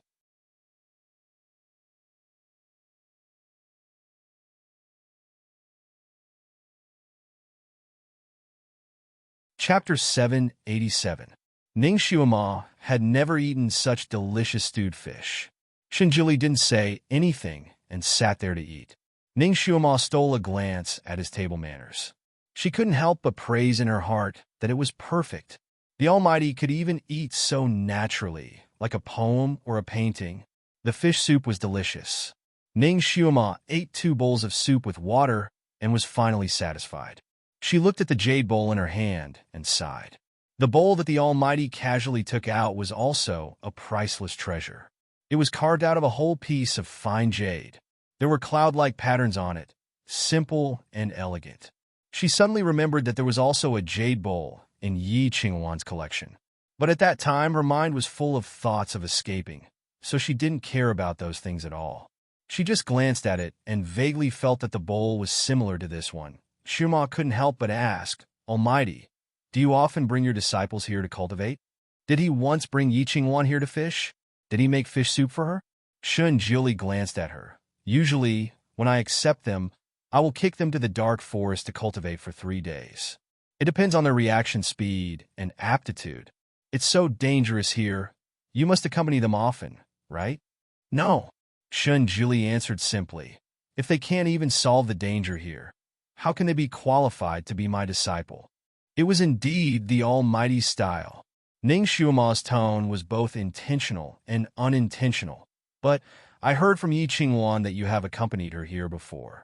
Is it because she is a girl, so you take care of her? Shun Jili pondered for a moment and said lightly, it's not to accompany her, but to pick her up 3 days later. Among all the disciples, she is the weakest and has the worst sense of direction. With her ability, she can't get out of the maze illusion ahead. He glanced at Ning Xuema again, and there seemed to be a smile in his eyes. Was she jealous?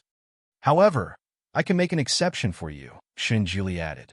Ning Xuema didn't understand. What exception? If you come here to train in the future, I can accompany you here at any time. Ning Xuema. The Almighty still wanted to take her as his disciple? She didn't want to let the doubts in her heart churn back and forth, so she simply asked, Great God, now that you've recovered your identity, then I, as a shield concubine, won't be used anymore, right? Can I leave now that I've succeeded? Shun Jili looked at her unfathomably. Do you hate this identity? Nonsense. Who would be willing to be a concubine?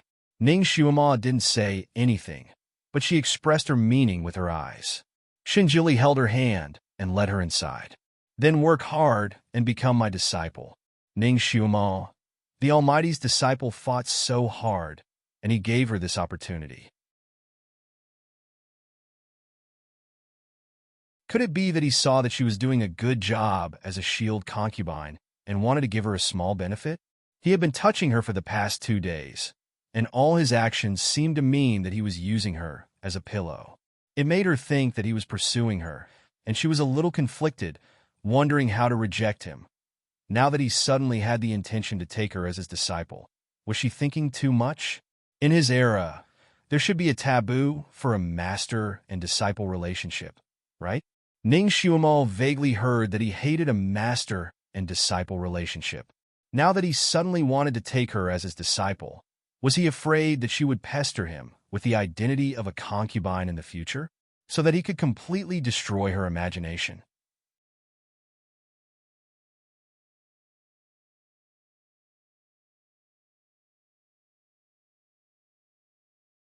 Chapter 788. Ning Xuema couldn't figure it out. Unknowingly, she was led into the room and onto the bed. By the time she reacted, she had already been stuffed into the bed.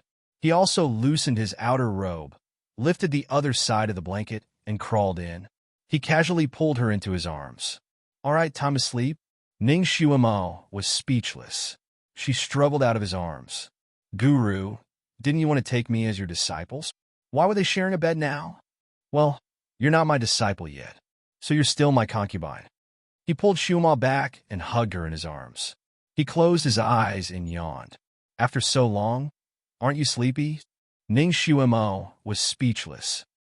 But she was a little mad and wanted to ask again. But as soon as she opened her mouth, he leaned down and kissed her lips gently. His breath was a little hot.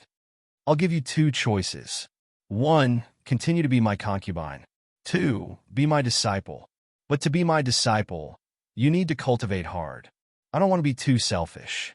Do you understand? Was he forcing her to be his disciple? Ning Xuema suddenly had an epiphany. He suddenly made an exception to take in disciples this year, and there were no restrictions on gender. Was it actually to take her in? She held her breath. If I can't be your disciple, Will I have to be your concubine for the rest of my life? He closed his eyes and didn't answer her directly. So you have to become stronger. He was actually preparing to make Ning Xiuma his wife. However, with her current aptitude, it was absolutely impossible. Once she was crowned as the empress, she wouldn't be able to survive the tribulation. She had to cultivate to the heavenly level in order to safely survive the tribulation with his help and not turn into ashes. As for taking in a disciple, it was imperative. First, others couldn't help her cultivate to the heavenly level. Even if there was someone who could help her cultivate, he didn't want his future wife to be trained by others. Why would he let others take advantage of something that he could do? Second, of course, it was to punish her a little. Didn't she make up a master-disciple relationship? Then he would fall in love with her once and make this a reality. His identity was special, and his words were like gold and jade, so there were some things that he could not say out loud. If he were to speak of it, it would be easily known by the will of the heavens, and it would then attract the divine lightning. Therefore, he couldn't tell Ning Xiuma his true thoughts. In any case, to him, whether it was his wife or concubine, she would always be by his side to accompany him. There was no difference. How could Ning Xiuma know the twists and turns in his heart? To be honest, when she heard that he wanted to take her as his disciple, she was actually slightly relieved. After all, she didn't know what kind of feelings she had for him. If the ancestor were to force her to be his wife now, she would probably risk her life to refuse. Now, there was finally another path, and this path was also a shortcut for her to quickly become stronger. The premise was that she was strong enough to reach Earth Stage Level 3 in 5 days. But could she create a miracle? Her heart was racing. Although she was tired, she couldn't fall asleep and couldn't help but toss and turn. Suddenly, her waist tightened. He stretched out his arms and hugged her. His eyes were as deep as the stars in the dark night. Why are you moving around? Do you want this lord to be unable to control himself and consummate with you now? Ning Xiuma's body stiffened, and her heart was secretly stunned. Lord Ancestor, why does it feel like the word consummate from your mouth is ruining your image?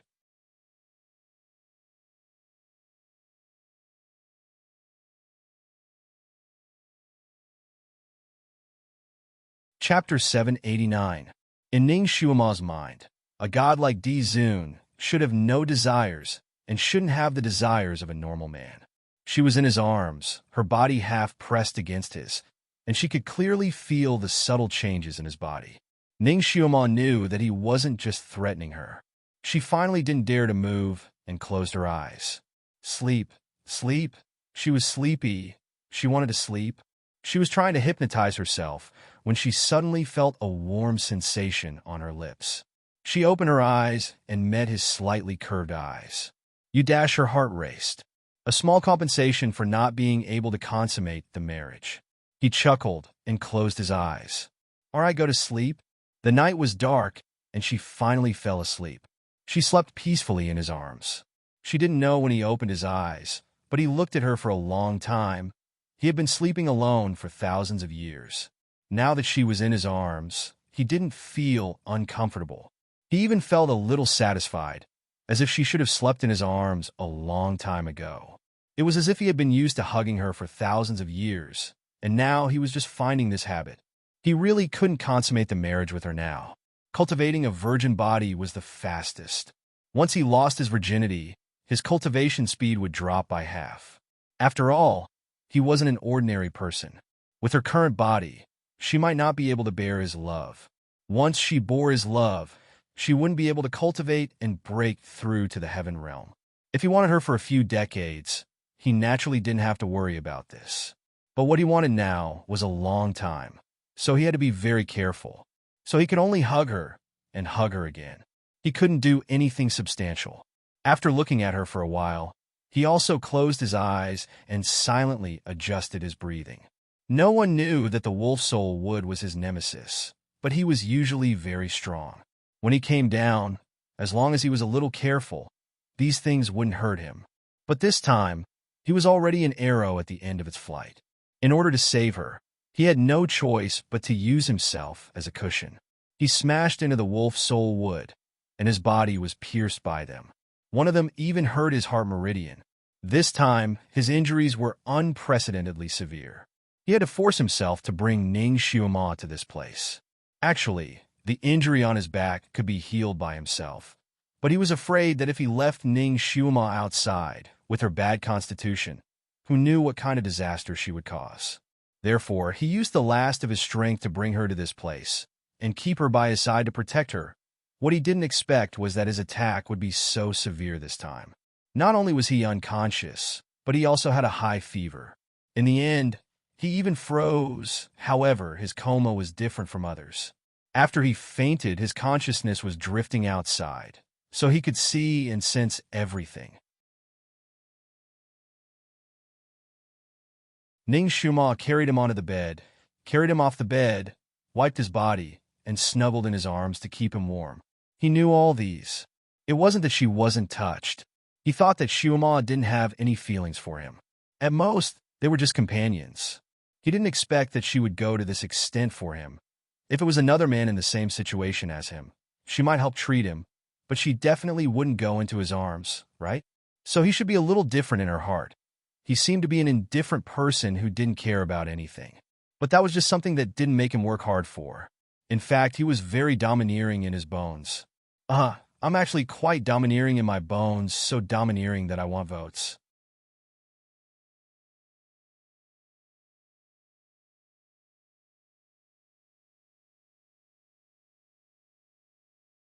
Chapter 790. For thousands of years, the ancestor had never fancied a single person.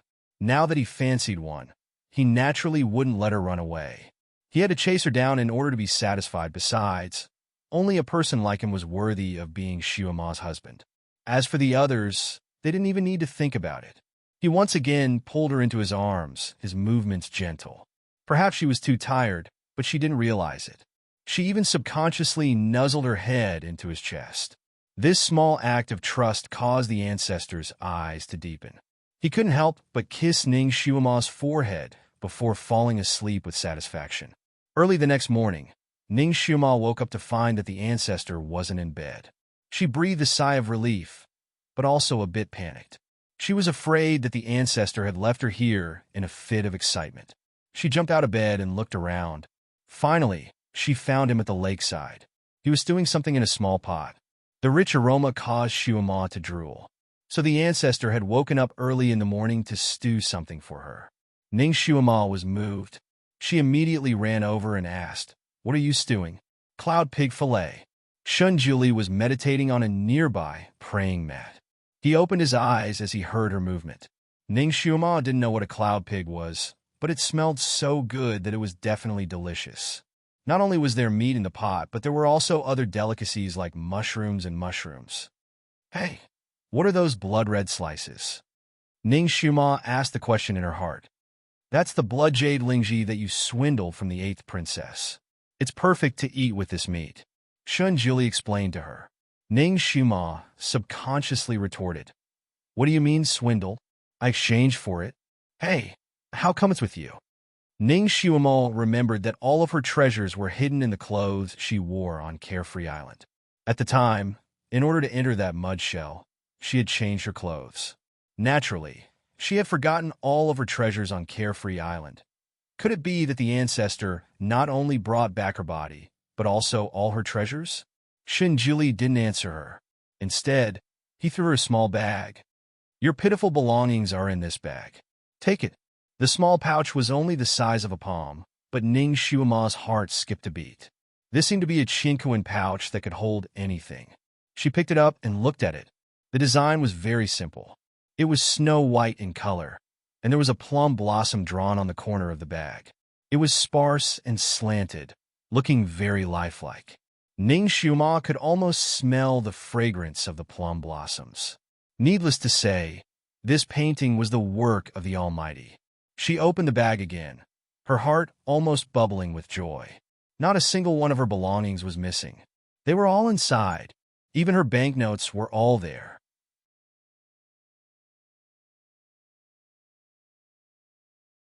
She was overjoyed and was about to flip through it again. A hand reached out from the side, and closed the opening of her storage bag. Shen Julie's voice faintly sounded out. These things are all worldly possessions. Your current task is to focus all of your energy on cultivating. First, use the lotus leaf scattering technique and meditate for 2 hours. As he spoke, he put away her pouch. Ning Xiuma. She looked at the pot of meat. Can I eat before I go? No. During these 2 hours, you must meditate and discard all distracting thoughts. If you don't reach the 8th level within these 2 hours, you're not allowed to eat. So strict? She hadn't even become his disciple, and he was already strict with her. Level up within 2 hours. Did the Almighty think she had some sort of super cheat? However, since he put forth such a request, she would do her best to fulfill it. In any case, becoming stronger was her most pressing desire right now.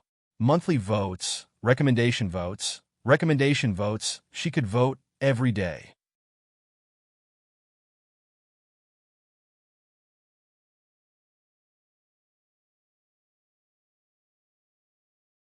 Chapter 791. Ning Xiuma smiled and said, "Okay." She didn't say anything else and started to practice according to his instructions. According to his instructions, she sat by the lake, facing the southeast direction, and used the corresponding technique to regulate her breath. After a while, she felt abundant water, spiritual energy gathering in her body. The speed of gathering spiritual energy was 3 times faster than usual. She was overjoyed. She concentrated even more.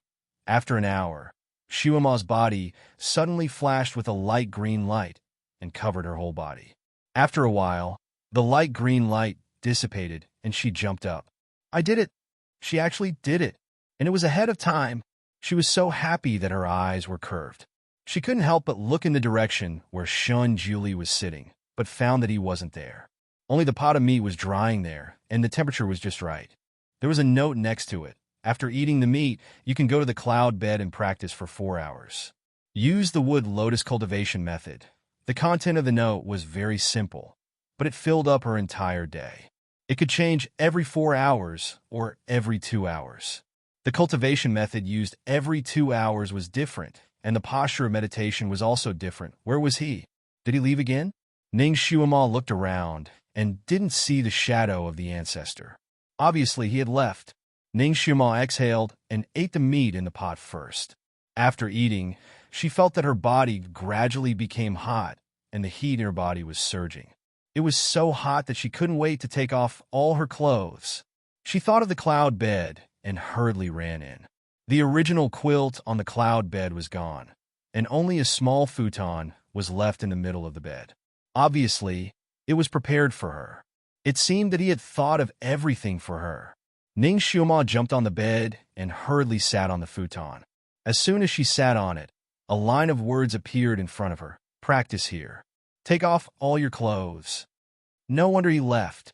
It turned out that practicing here required her to take off all her clothes. He wanted to avoid arousing suspicion. It seemed that he was a true gentleman. Even though Ning Xiuma was sitting on the praying mat, she still felt hot and uncomfortable. Although she had some misgivings when she saw the words, she still took off her clothes without saying a word. Strangely enough, after taking off his clothes and sitting on the praying mat, he felt much more comfortable. She lowered her head and looked at herself. Was she performing on some kind of jade praying mat? Fortunately, there was no one here. Otherwise, looking at her like this, she would probably be labeled as a slut.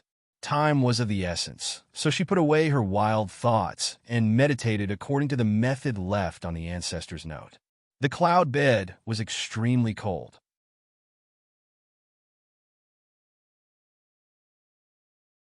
Although it was separated by a praying mat, it was still uncomfortable to sit on it for a while. Ning Xiuma was lucky to have eaten the pot of meat, which was enough to resist the cold. The heat flow in his body and the ice flow on the cloud bed suddenly collided. The feeling was indescribably uncomfortable. It was obviously extremely cold, but sweat was dripping from her forehead. Fortunately, Ning Xiuma was very resilient. She closed her eyes and endured it. She also used another method to adjust the ice flow and heat flow. Time passed by. She didn't know how long it had been. Under the adjustment of her method, the hot and cold flow suddenly merged together. At the same time, her body emitted a light green light. Ning Xiuma looked inside her body at the spiritual root in her sea of qi. She saw that the green spiritual root, which represented the wood element, had grown into a sparkling green jade. Level 9! She was a level 9! Ning Xiuma almost jumped up. Merry Christmas to all the readers. Dear readers, please vote for me.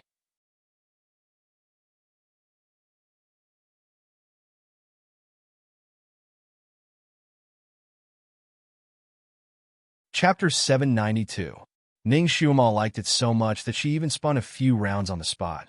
Her curtain-like long hair flowed along with her movements. She was as beautiful as a mountain spirit. After she finished spinning, she suddenly realized that she was not wearing any clothes. Luckily, she was the only one here. Even if she danced here, no one would see her. After all, her original body was a 21 or 22-year-old girl. She usually suppressed it, but now that she was happy, she burst out with the young girl's nature. She simply spun and danced here. She was dancing the tango dance that she liked the most in her era. She twisted her waist and swayed her hips. Her movements were skillful and explosive. She even hummed a song that matched the beat. She was very happy. Amidst the layers of green Buddha lotuses, there was a lotus throne that was made up of countless Buddha lotuses. Shinjuli sat on it with his eyes closed.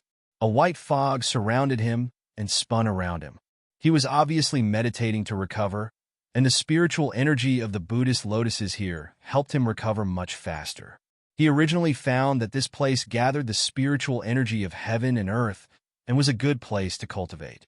However, every time he came here, he felt uneasy and couldn't calm down. Therefore, he rarely came here to recover and cultivate. This time, after he gave the main hall to Ning Xiuma, he didn't want to be too far away from her, so he chose to come here to recover.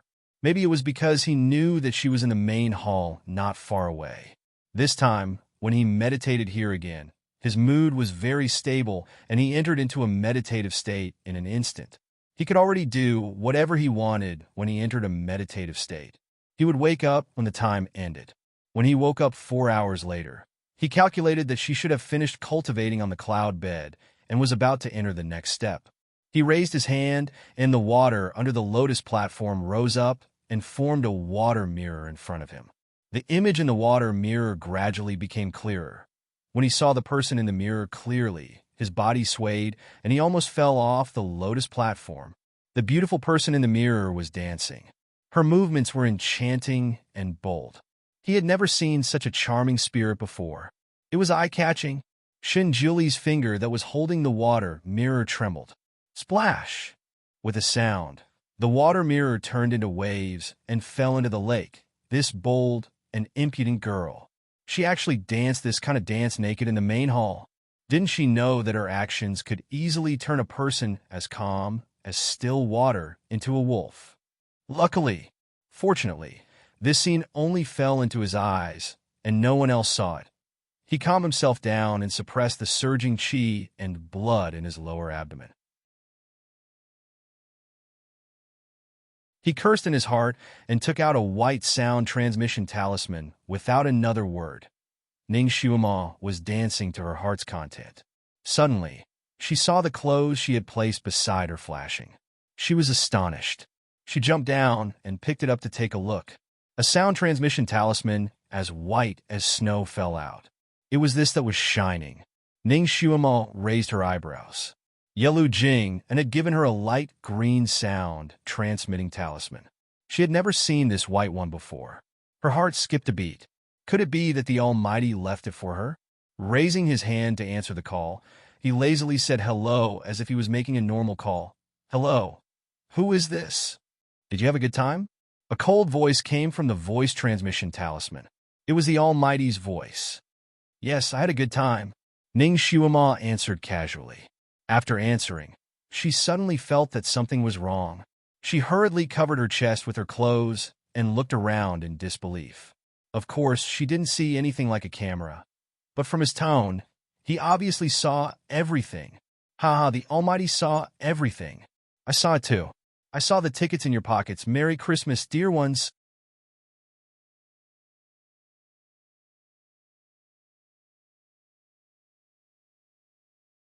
Chapter 793. Recalling her hot and sexy dance from before, Ning Xiuma's cheeks turned red. Heavens, this is so embarrassing. You were peeping. Ning Xiuma reprimanded him. She hurriedly put on her clothes. The other side was silent for a while before he replied, "No, I was peeping."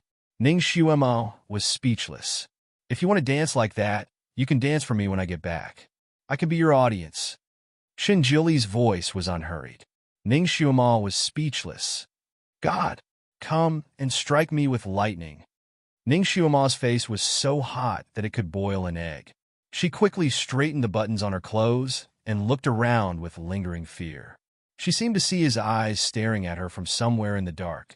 She was obviously very embarrassed and angry, but her heart, which was originally somewhat anxious, finally calmed down. It turned out that he had been here all along and didn't just abandon her like that. Thinking that he was watching her from some unknown corner, Ning Xiuma's face once again heated up. She coughed and spoke as if she was speaking to the air or to the person hiding in the darkness. "Big sister is going to cultivate. I must break through to the 9th level of the human level today." She flipped her hair handsomely and flashed a charming smile. Only then did she turn around and run off to practice her martial arts. On the Lotus platform, Shunjili swallowed a mouthful of blood. He had recovered a little, but after seeing her sexy dance, his chi and blood were unstable. If he did not go into seclusion for 4 to 5 days, his body would not be able to take it, and it would not be easy for him to recover. Fortunately, he had made all the arrangements for her. Her skills were improving rapidly. Everything was going according to his plan. He could finally go into seclusion without worry. He pondered for a while and took out a black directed audio spell. Ning Xiuma thought that Shunjili would come back at night. She waited until midnight and did not see him. If he did not come back, she could not sleep on the bed and could only sleep on the futon. Maybe he was cultivating too? After all, he was severely injured. The castle at night was magnificent, but Ning Xiuma felt a little lonely. She was lost in thought for a moment and then decided to meditate on the praying mat. The time spent cultivating seemed long and short. When she opened her eyes again, the sky was already bright. Suddenly, she smelled the aroma of food. Her heart skipped a beat, and she ran out. Great God! Outside, the waves of the lake gently lapped against the embankment. There was no one there. Only the small pot was still steaming. This time, there was a bowl of porridge in the small pot. There were unknown flower petals in the porridge, and they were abnormally bright. There was a letter beside it. She didn't know why, but she felt a faint sense of disappointment in her heart and also wanted to laugh. What was this person doing? Acting as Miss Conk? She took out the letter and looked at it. Written on it were the cultivation techniques she needed to cultivate for the next 3 days. This was his habit. It was very refined. Ning Xiuma slowly scooped out the porridge and drank it. This time, the porridge tasted very good. There was a faint sweetness in the porridge. It was a taste she had never tasted before. This porridge was delicious, but she felt that something was not right. After drinking a bowl, she did not want to drink anymore. She smiled at the air. "Hey, great God, thank you for the porridge." Although he did not appear, Xiuma was a little disappointed, but she did not take it to heart. The most important thing for her now was to cultivate. He had also left her a guide, so she just needed to work hard.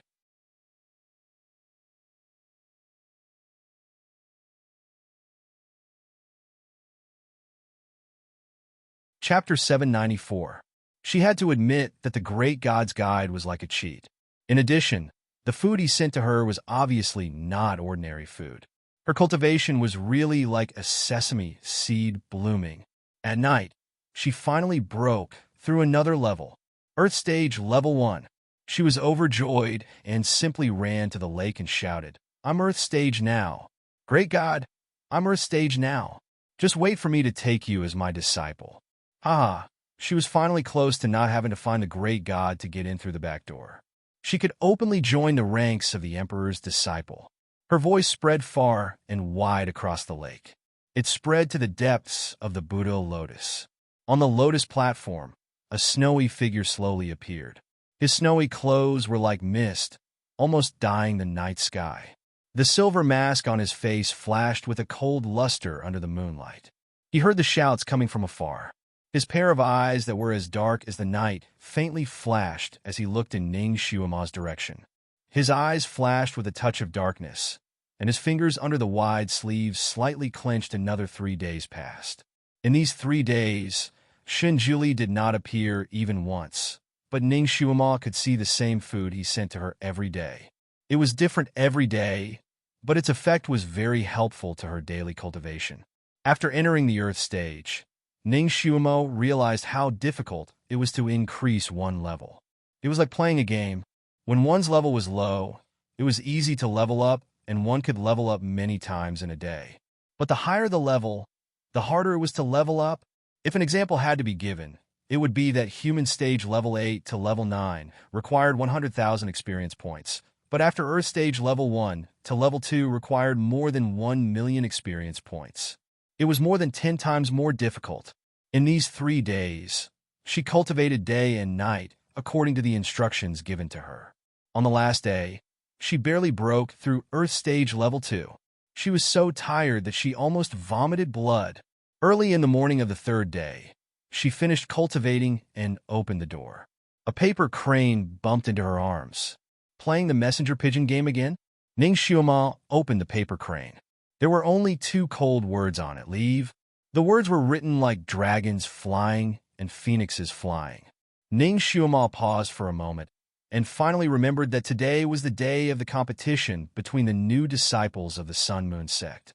He wanted her to leave because he wanted her to participate in the competition, right? She turned around and looked at the cloud bed. When she came here a few days ago, the scene of her sharing a bed with him on the cloud bed flashed through her mind. From the moment she chose to be his disciple instead of his concubine, he seemed to have left to avoid arousing suspicion. However, the cultivation tutorial that he gave her was indeed excellent. According to what he said, she would be able to achieve twice the result with half the effort. He was indeed the best master he could ever ask for. It seemed like she had made the right decision. Ning Xiuma inwardly sucked in a breath of air. She once again surveyed the surroundings before turning around to leave. It was cold and cheerless outside, just like in the past. She was alone. Speaking of which, weren't those jellyfish only venerable sovereigns able to walk? Then how was she going to leave? Perhaps the ancestor had left a path for her? Ning Xiuma looked around and finally found a long thread that was not much thicker than a strand of hair in an extremely remote direction. That long thread was transparent under the sunlight and hung 3 meters above the ground. If Ning Xiuma had not reached Earth stage level 2, she would not have been able to see it. One end of this thread was connected to the pillar of the jellyfish castle, and the other end stretched far away.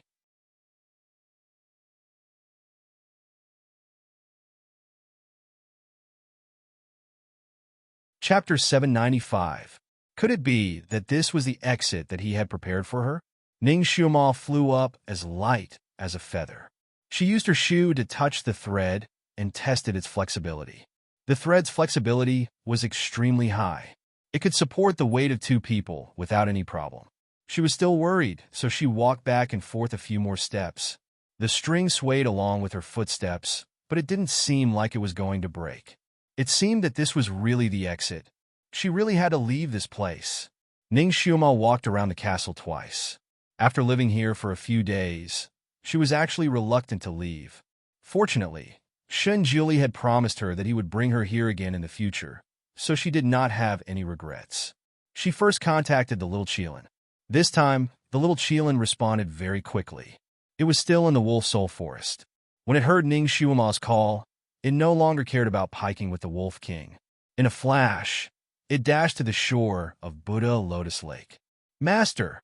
Master! Have you come out yet? That passionate call made Ning Xiuma's heart warm. Wait, I'll go out now. Ning Xiuma flew up and stepped on the thin line. Following the line, she dashed forward. She was dressed in pink and glided on the thin line in the air. Her posture was beautiful, but it was also extremely dangerous. This was even more difficult than walking on a tightrope. The tightrope was taut in the air and did not sway too much. However, this thin thread was floating in the air. Especially since the lake was wide and the wind was not small, the thin thread swayed like a swing.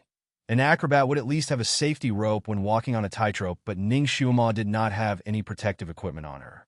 Below her was the beautiful Buddha Lotus Lake that could kill people without leaving a trace. If she lost her footing and fell, she would probably melt into the water, and not even her bones could be found if her mental strength was not strong enough. Even if she reached Earth rank level 3, she might not be able to walk on this path. However, Ning Xiuma held back her anger. She treated this as another test from Shun Juli. She had encountered a few dangerous situations along the way. For example, she had almost fallen down, but she had managed to use her feet to hook onto the thin line and get back up again. Finally, she stepped on this thin line and flew across more than half of Buddha Lotus Lake, getting closer and closer to the opposite shore. From afar, she saw a figure in white standing by the lakeside. Ancestor. Before she could see his face clearly, she saw the white jade mask on his face. The little Qilin was standing far away on the side, anxiously looking at the lake. It saw Ning Xiuma flying over, her sleeves fluttering as if she was flying.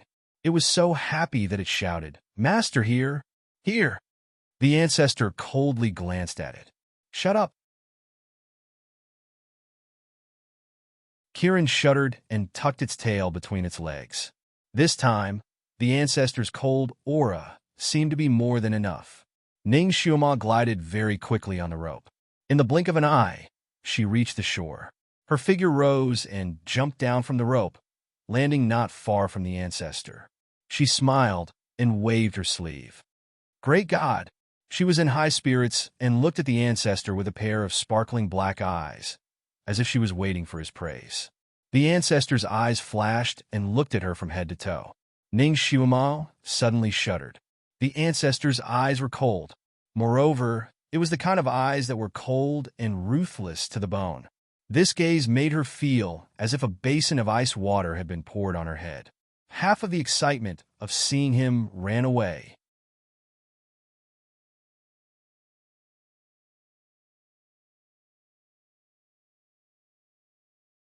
Chapter 796. Earth Rank Level 2. Dizun said coldly. Yes, yes. Ning Xiuma smiled. The Almighty had always been cold. Although she was disappointed, she didn't take it to heart. Almighty, how's your injuries? This was the thing she was most concerned about. It's okay. Dizun didn't want to talk nonsense with her. He turned and walked away. Come on. His white robe fluttered as he walked forward. Behind him, Ning Xiuma paused and furrowed her brows. The Almighty had returned to his usual iceberg mode. Although this mode was common, she felt that something was wrong today. Master, you actually rose from human rank level 7 to Earth rank level 2 in just a few days. God, it's incredible. I've never heard of anyone leveling up so fast. The little Qilin circled around Ning Xiuma, its face filled with excitement and pride. Ning Xiuma finally calmed down a bit. Someone had seen her results. Although the other party was a beast, it was better than someone turning a blind eye. She was in a good mood as she patted its horn and praised it. Your horn has grown a lot. Little Apple, you've leveled up too, right? Little Apple was proud. Yes, I leveled up. I have one more skill. Master, I'll show it to you later. It was eager to show off. It raised its paw and shot out a water column. A wolf soul tree as thick as a bowl fell down. Its skill had really improved. Ning Xiuma knew how hard the wolf soul tree was. Such a thick tree couldn't be smashed down without a heavy force. She patted Kirin's head. Not bad. Good luck. Master, let's do our best together. Kirin was full of confidence. We'll come here to train in the future, right? It was still reluctant to leave. Ning Xiuma's eyes lit up. Yes. She was very confident now. Only my disciple can come here to train. Do you think you're qualified? Dizun, who was walking in front, suddenly said coldly. There was a hint of disdain in his tone. Ning Xiuma was speechless. Would he die if he didn't attack her? Could it be that he was deliberately provoking him? Ning Xiuma raised her head and smiled. You'll know whether I'm qualified or not after the competition. I only accept the strongest. I won't make an exception for you. The ancestor's voice was even colder. Ning Xiuma was irritated by his sarcastic remarks. and her voice turned cold. I didn't ask the ancestor to make an exception. I'll fight for it with my own ability. How much did he think she wanted to worship him? She just wanted to become stronger and get rid of her status as a concubine. The ancestor's footsteps paused slightly as he said lightly, "Very well, this senior will wait and see." The group walked a few more steps, and suddenly, fog appeared in front of them. The fog was milky white, and when it appeared, it seemed to have filled the entire world. The Zun, who was walking in front, suddenly spoke again. "Cultivators in this dark forest must break out by themselves. Take this as the first test I'm giving you. Remember, if you don't leave this place by 7 o'clock in the morning, you'll automatically forfeit your right to compete." Before he finished speaking, he had already disappeared into the fog. Ning Xuema was speechless. Kiran was anxious. "Hey, we can't break out of here. You have to take us out." Kiran's voice was muffled and buzzing in the fog. It seemed that the fog had a suppressive effect, so its voice didn't travel very far. Of course, after Kiran's cry, the ancestor didn't return. The only thing around them was the fog, which made it impossible for them to see clearly. Even the trees in the fog couldn't be seen clearly, and only a few branches could be seen occasionally. They looked like strange snakes spreading in the fog.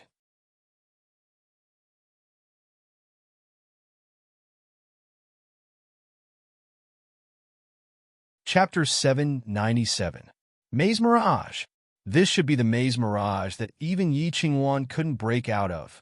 When Yi Qingwan became his disciple, she had Earth Stage Level 3 psychokinesis. This was the weakest that he said, and he needed to personally bring her out. Now Ning Xuema was only Earth Stage Level 2, and she cultivated urgently. Her actual power should be much lower than Yi Qingwan's at that time. But Dizun left her here. It was already Insure, which meant that she still had 4 hours. For hours for her to break through such a difficult situation. He really thought highly of her. "Little Apple, have you been here these past few days?" Ning Xuema took a deep breath and stabilized her mind. Since it was called Maze Mirage, there must be some kind of array. She was good at breaking arrays, so she should be able to break out. In order to save time, she had to understand what other people knew first. This way, she could save a lot of detours.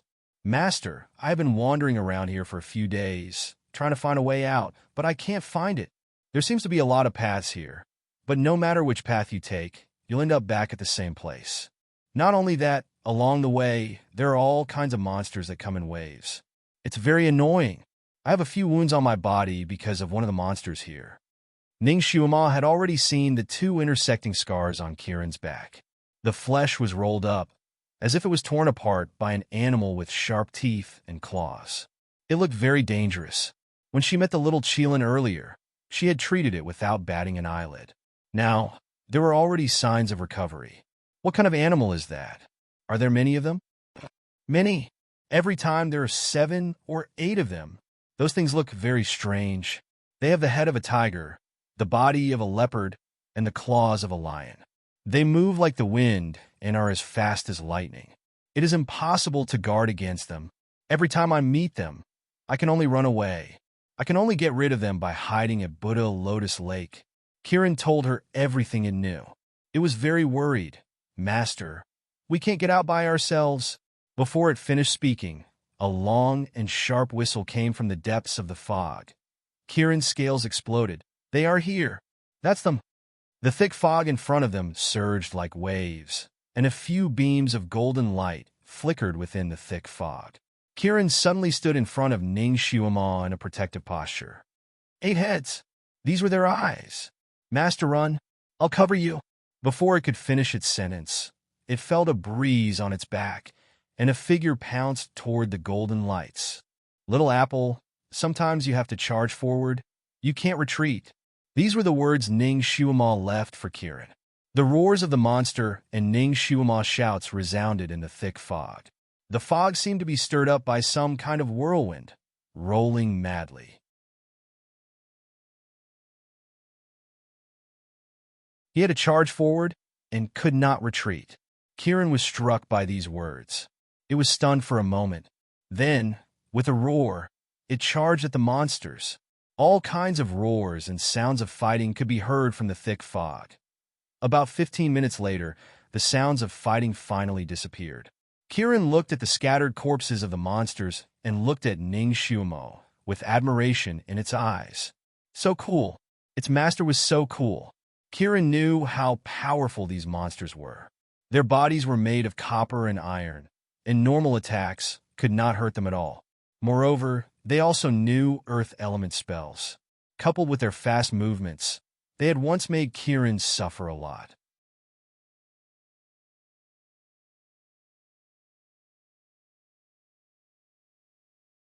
Chapter 798.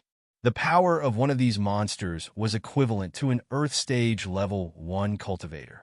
When these monsters attacked together, their power and destructive power could not be underestimated. Even an Earth Stage Level 4 cultivator would have to fight for a long time against these monsters. They might even be injured a few times before winning. But its master was only an Earth Stage Level 2 cultivator, yet she could easily deal with them. In a short period of time, she used all of her power. Coupled with her crafty footwork, her movements were like a phantom. Every strike was like thunder, and every strike would definitely cause a monster to fall. All of the monsters fell to the ground. Ning Xiumo floated in the air. Her red dress was especially eye-catching in the white fog. In her palm was an emerald-green long sword, with drops of blood slowly dripping from the tip of the sword.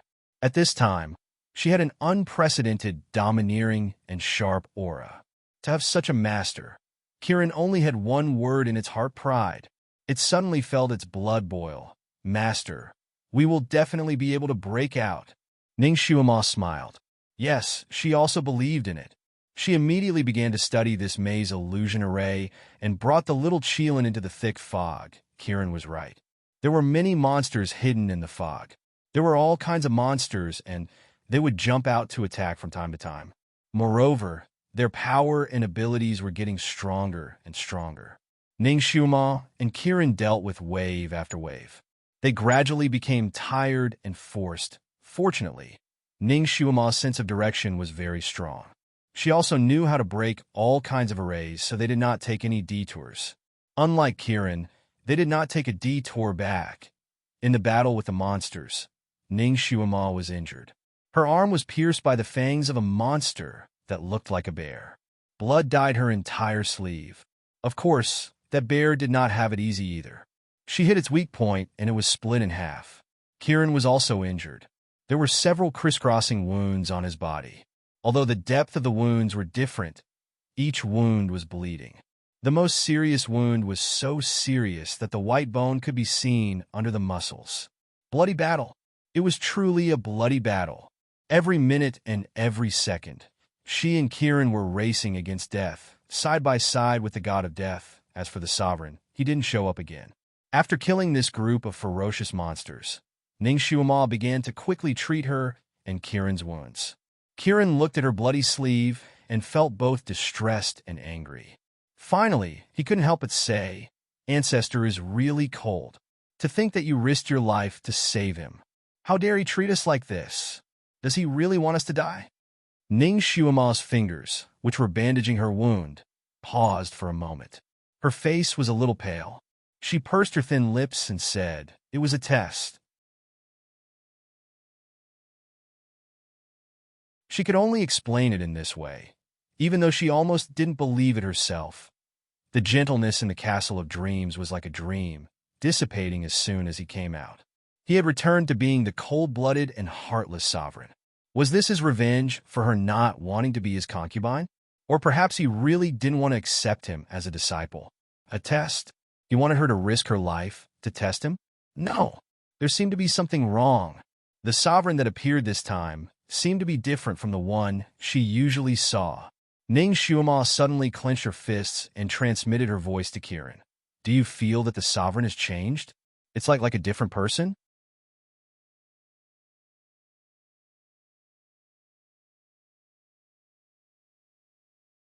Chapter 799. Kieran was stunned. He thought for a moment and nodded. "Yes, a little. I thought he had some human feelings before, but after recovering from his injury, He didn't even have any. His aura is also cold, so cold that it makes people shiver. He remembered that he had heard his master's call and rushed out of the dark forest. When he suddenly saw the ancestor standing by the lake, he was overjoyed and ran over to greet him. "Ancestor, have you recovered from your injuries?" He thought that with the ancestor's attitude towards him and his master these days, he would at least reply. Unexpectedly, he just glanced at him coldly. This glance was as cold as ice and almost froze Kieran's heart. Animals were the most sensitive, especially Kieran. When he saw the ancestor like this, he automatically moved away from him. "Master, did you offend him when you were healing?" This was the only thing Kieran could think of. Ning Xuema shook her head slightly. Her last conversation with him could not be considered as offending him. She suddenly thought of a problem. When the ancestor disguised himself as Han Shangyue and accompanied her, it seemed that the ancestor went to Blue Sea Country and was a guest there. Because of this, she ruled out the idea that Han Shangyue was the ancestor. Now that she had confirmed that the ancestor was Han Shangyue, who was the ancestor who went to Blue Sea Country as a guest? The ancestor's substitute? Ning Xuema once again thought of the ancestor she saw in Chong Kong Country's imperial palace. The ancestor had almost frozen her into a lump of ice. He was emotionless and had no desires. Even in the summer, he could still make people shiver. If she got closer, she would be frostbitten by him. That ancestor and the ancestor who appeared this time were very similar in temperament, as if they were the same person, but there were some differences between him and the ancestor who was healing in the dream castle. Could there really be two ancestors? Generally, it was not too surprising for a super big shot to make a substitute to confuse the public. The ancestor was probably the same, so it was reasonable for him to make a substitute. Then there was the question, which of these two ancestors was the real one? Which one was the substitute? The one who transformed into Shun Juli and repeatedly entangled with her. The one who took liberties with her on the White Tower. The one who fell into the dark forest with her and got injured. The one who healed with her in the Castle of Dreams. All of these should be the same person. Shun Juli, the name that made her feel familiar and intimate. Shun Juli. And the person who appeared in the vast Sky Country's imperial palace, as well as the person who was treating her like a stranger, should be another person.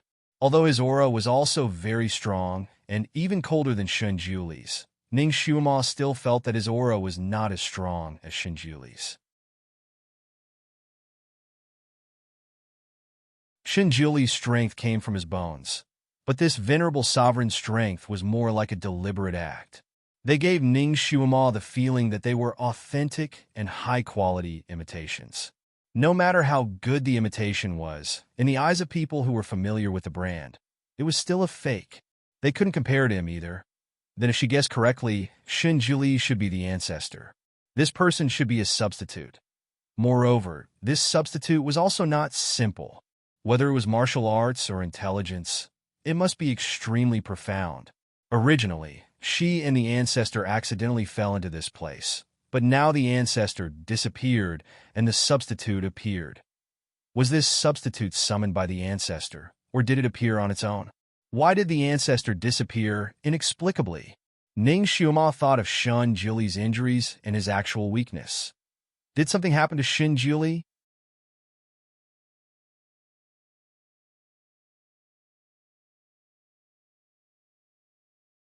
Chapter 800. Ning Xuema felt as if a fire was burning in her heart. Countless thoughts spun around in her mind. She took a deep breath and sent these messy thoughts away. Now was not the time to think about these things. She had to get out first. Only when she got out could she find out the truth. She shook her head. Stop talking nonsense and save your energy. Let's go. They had already killed 5 waves of monsters. If her calculations were correct, there should be another wave of monsters waiting for her. Moreover, it was a big boss. After defeating the boss, they should be at the exit. Ning Xuema calculated the time in her heart. More than 2 hours had passed. She had to move faster. She didn't have to become Di Zun's disciple, but she wanted to prove herself. She longed for an absolute victory. After walking for a while, the thick fog in front of them suddenly turned black. The surrounding air instantly became cold, and the ground beneath their feet shook. A gloomy and cold air came from the black fog. An extremely dull roar that could make one's soul tremble could be heard. Ning Shuma gripped the hilt of her sword tightly. She knew that the final big boss was about to appear. She could either kill it and get out, or she and Kirin would die in its hands. There was no third choice. When enemies met on a narrow path, the brave would win. She was going to fight. A huge monster that was like a mountain slowly appeared in the thick fog. A waterfall hung outside the green mountains. An ink peak was hidden among the green bamboos. A waterfall, a bamboo forest, and an ink peak. Below the ink peak, beside the waterfall, was an open field. There were 30 young men and women standing on the field. All of them were between 13 and 14 years old. Some were handsome, some were elegant, some were cold and arrogant, and some were in high spirits. Although there was still a hint of childishness in their eyes, they were like treasured swords that had just been unsheathed. There was a hint of sharpness in their eyes. These people were the Sun Moon sect's primary disciples who had just been selected. They came from different countries and different places. These people were all geniuses in their countries. Their talents were astonishing, and they were crowned with the title of Heaven's Pride. They were the elites of the elites, the best of the best. They were all people who were cherished and nurtured by the local people or officials. It was inevitable that they would have an air of arrogance and a domineering air about them. They had already been here for 10 days. Although they had yet to officially compete, they had already experienced both open and covert competition in private. The winner beamed with joy, while the loser remained silent. Gradually, they were divided into different grades and ranks. Among these people, there were 2 outstanding figures who were most likely to be accepted as Di Zun's disciples: a young man and a young woman. The young girl's name was Feng Jiesen. She came from the Fengi country and didn't come from a high family. Her parents were commoners, and she was born with metal and earth spiritual roots. The metal spiritual root was the main spiritual root, and the earth spiritual root was the secondary spiritual root. There were many people who had dual spirit roots, but very few of them had dual spirit roots that coexisted with each other, especially since she possessed 2 pure spiritual roots. At such a young age, his metal spirit root had already reached Earth rank level 5, and his earth spirit root had also reached Earth rank level 2. When she was 5 years old, her extremely high talent was discovered. When she was 10 years old, the Empress of the Fengi country took her into the imperial palace and adopted her. She was born young, and the Empress bestowed upon her the imperial surname of Feng. She was also sent a psychokinesis master to teach and nurture her. Her food and clothing were even more high-end than those of a real princess of the Fengi country. It was also because of her that her parents and clansmen ascended to the heavens with her, each receiving a reward from the Empress. You're tuning into the Romance Rendezvous YouTube channel. We're so grateful for your support, and don't forget to subscribe to join us on this incredible journey through captivating stories. Your generosity through donations truly makes a world of difference, as it's the primary source of revenue that allows me to expand and enhance this channel for you. Thank you from the bottom of my heart for being a part of this adventure.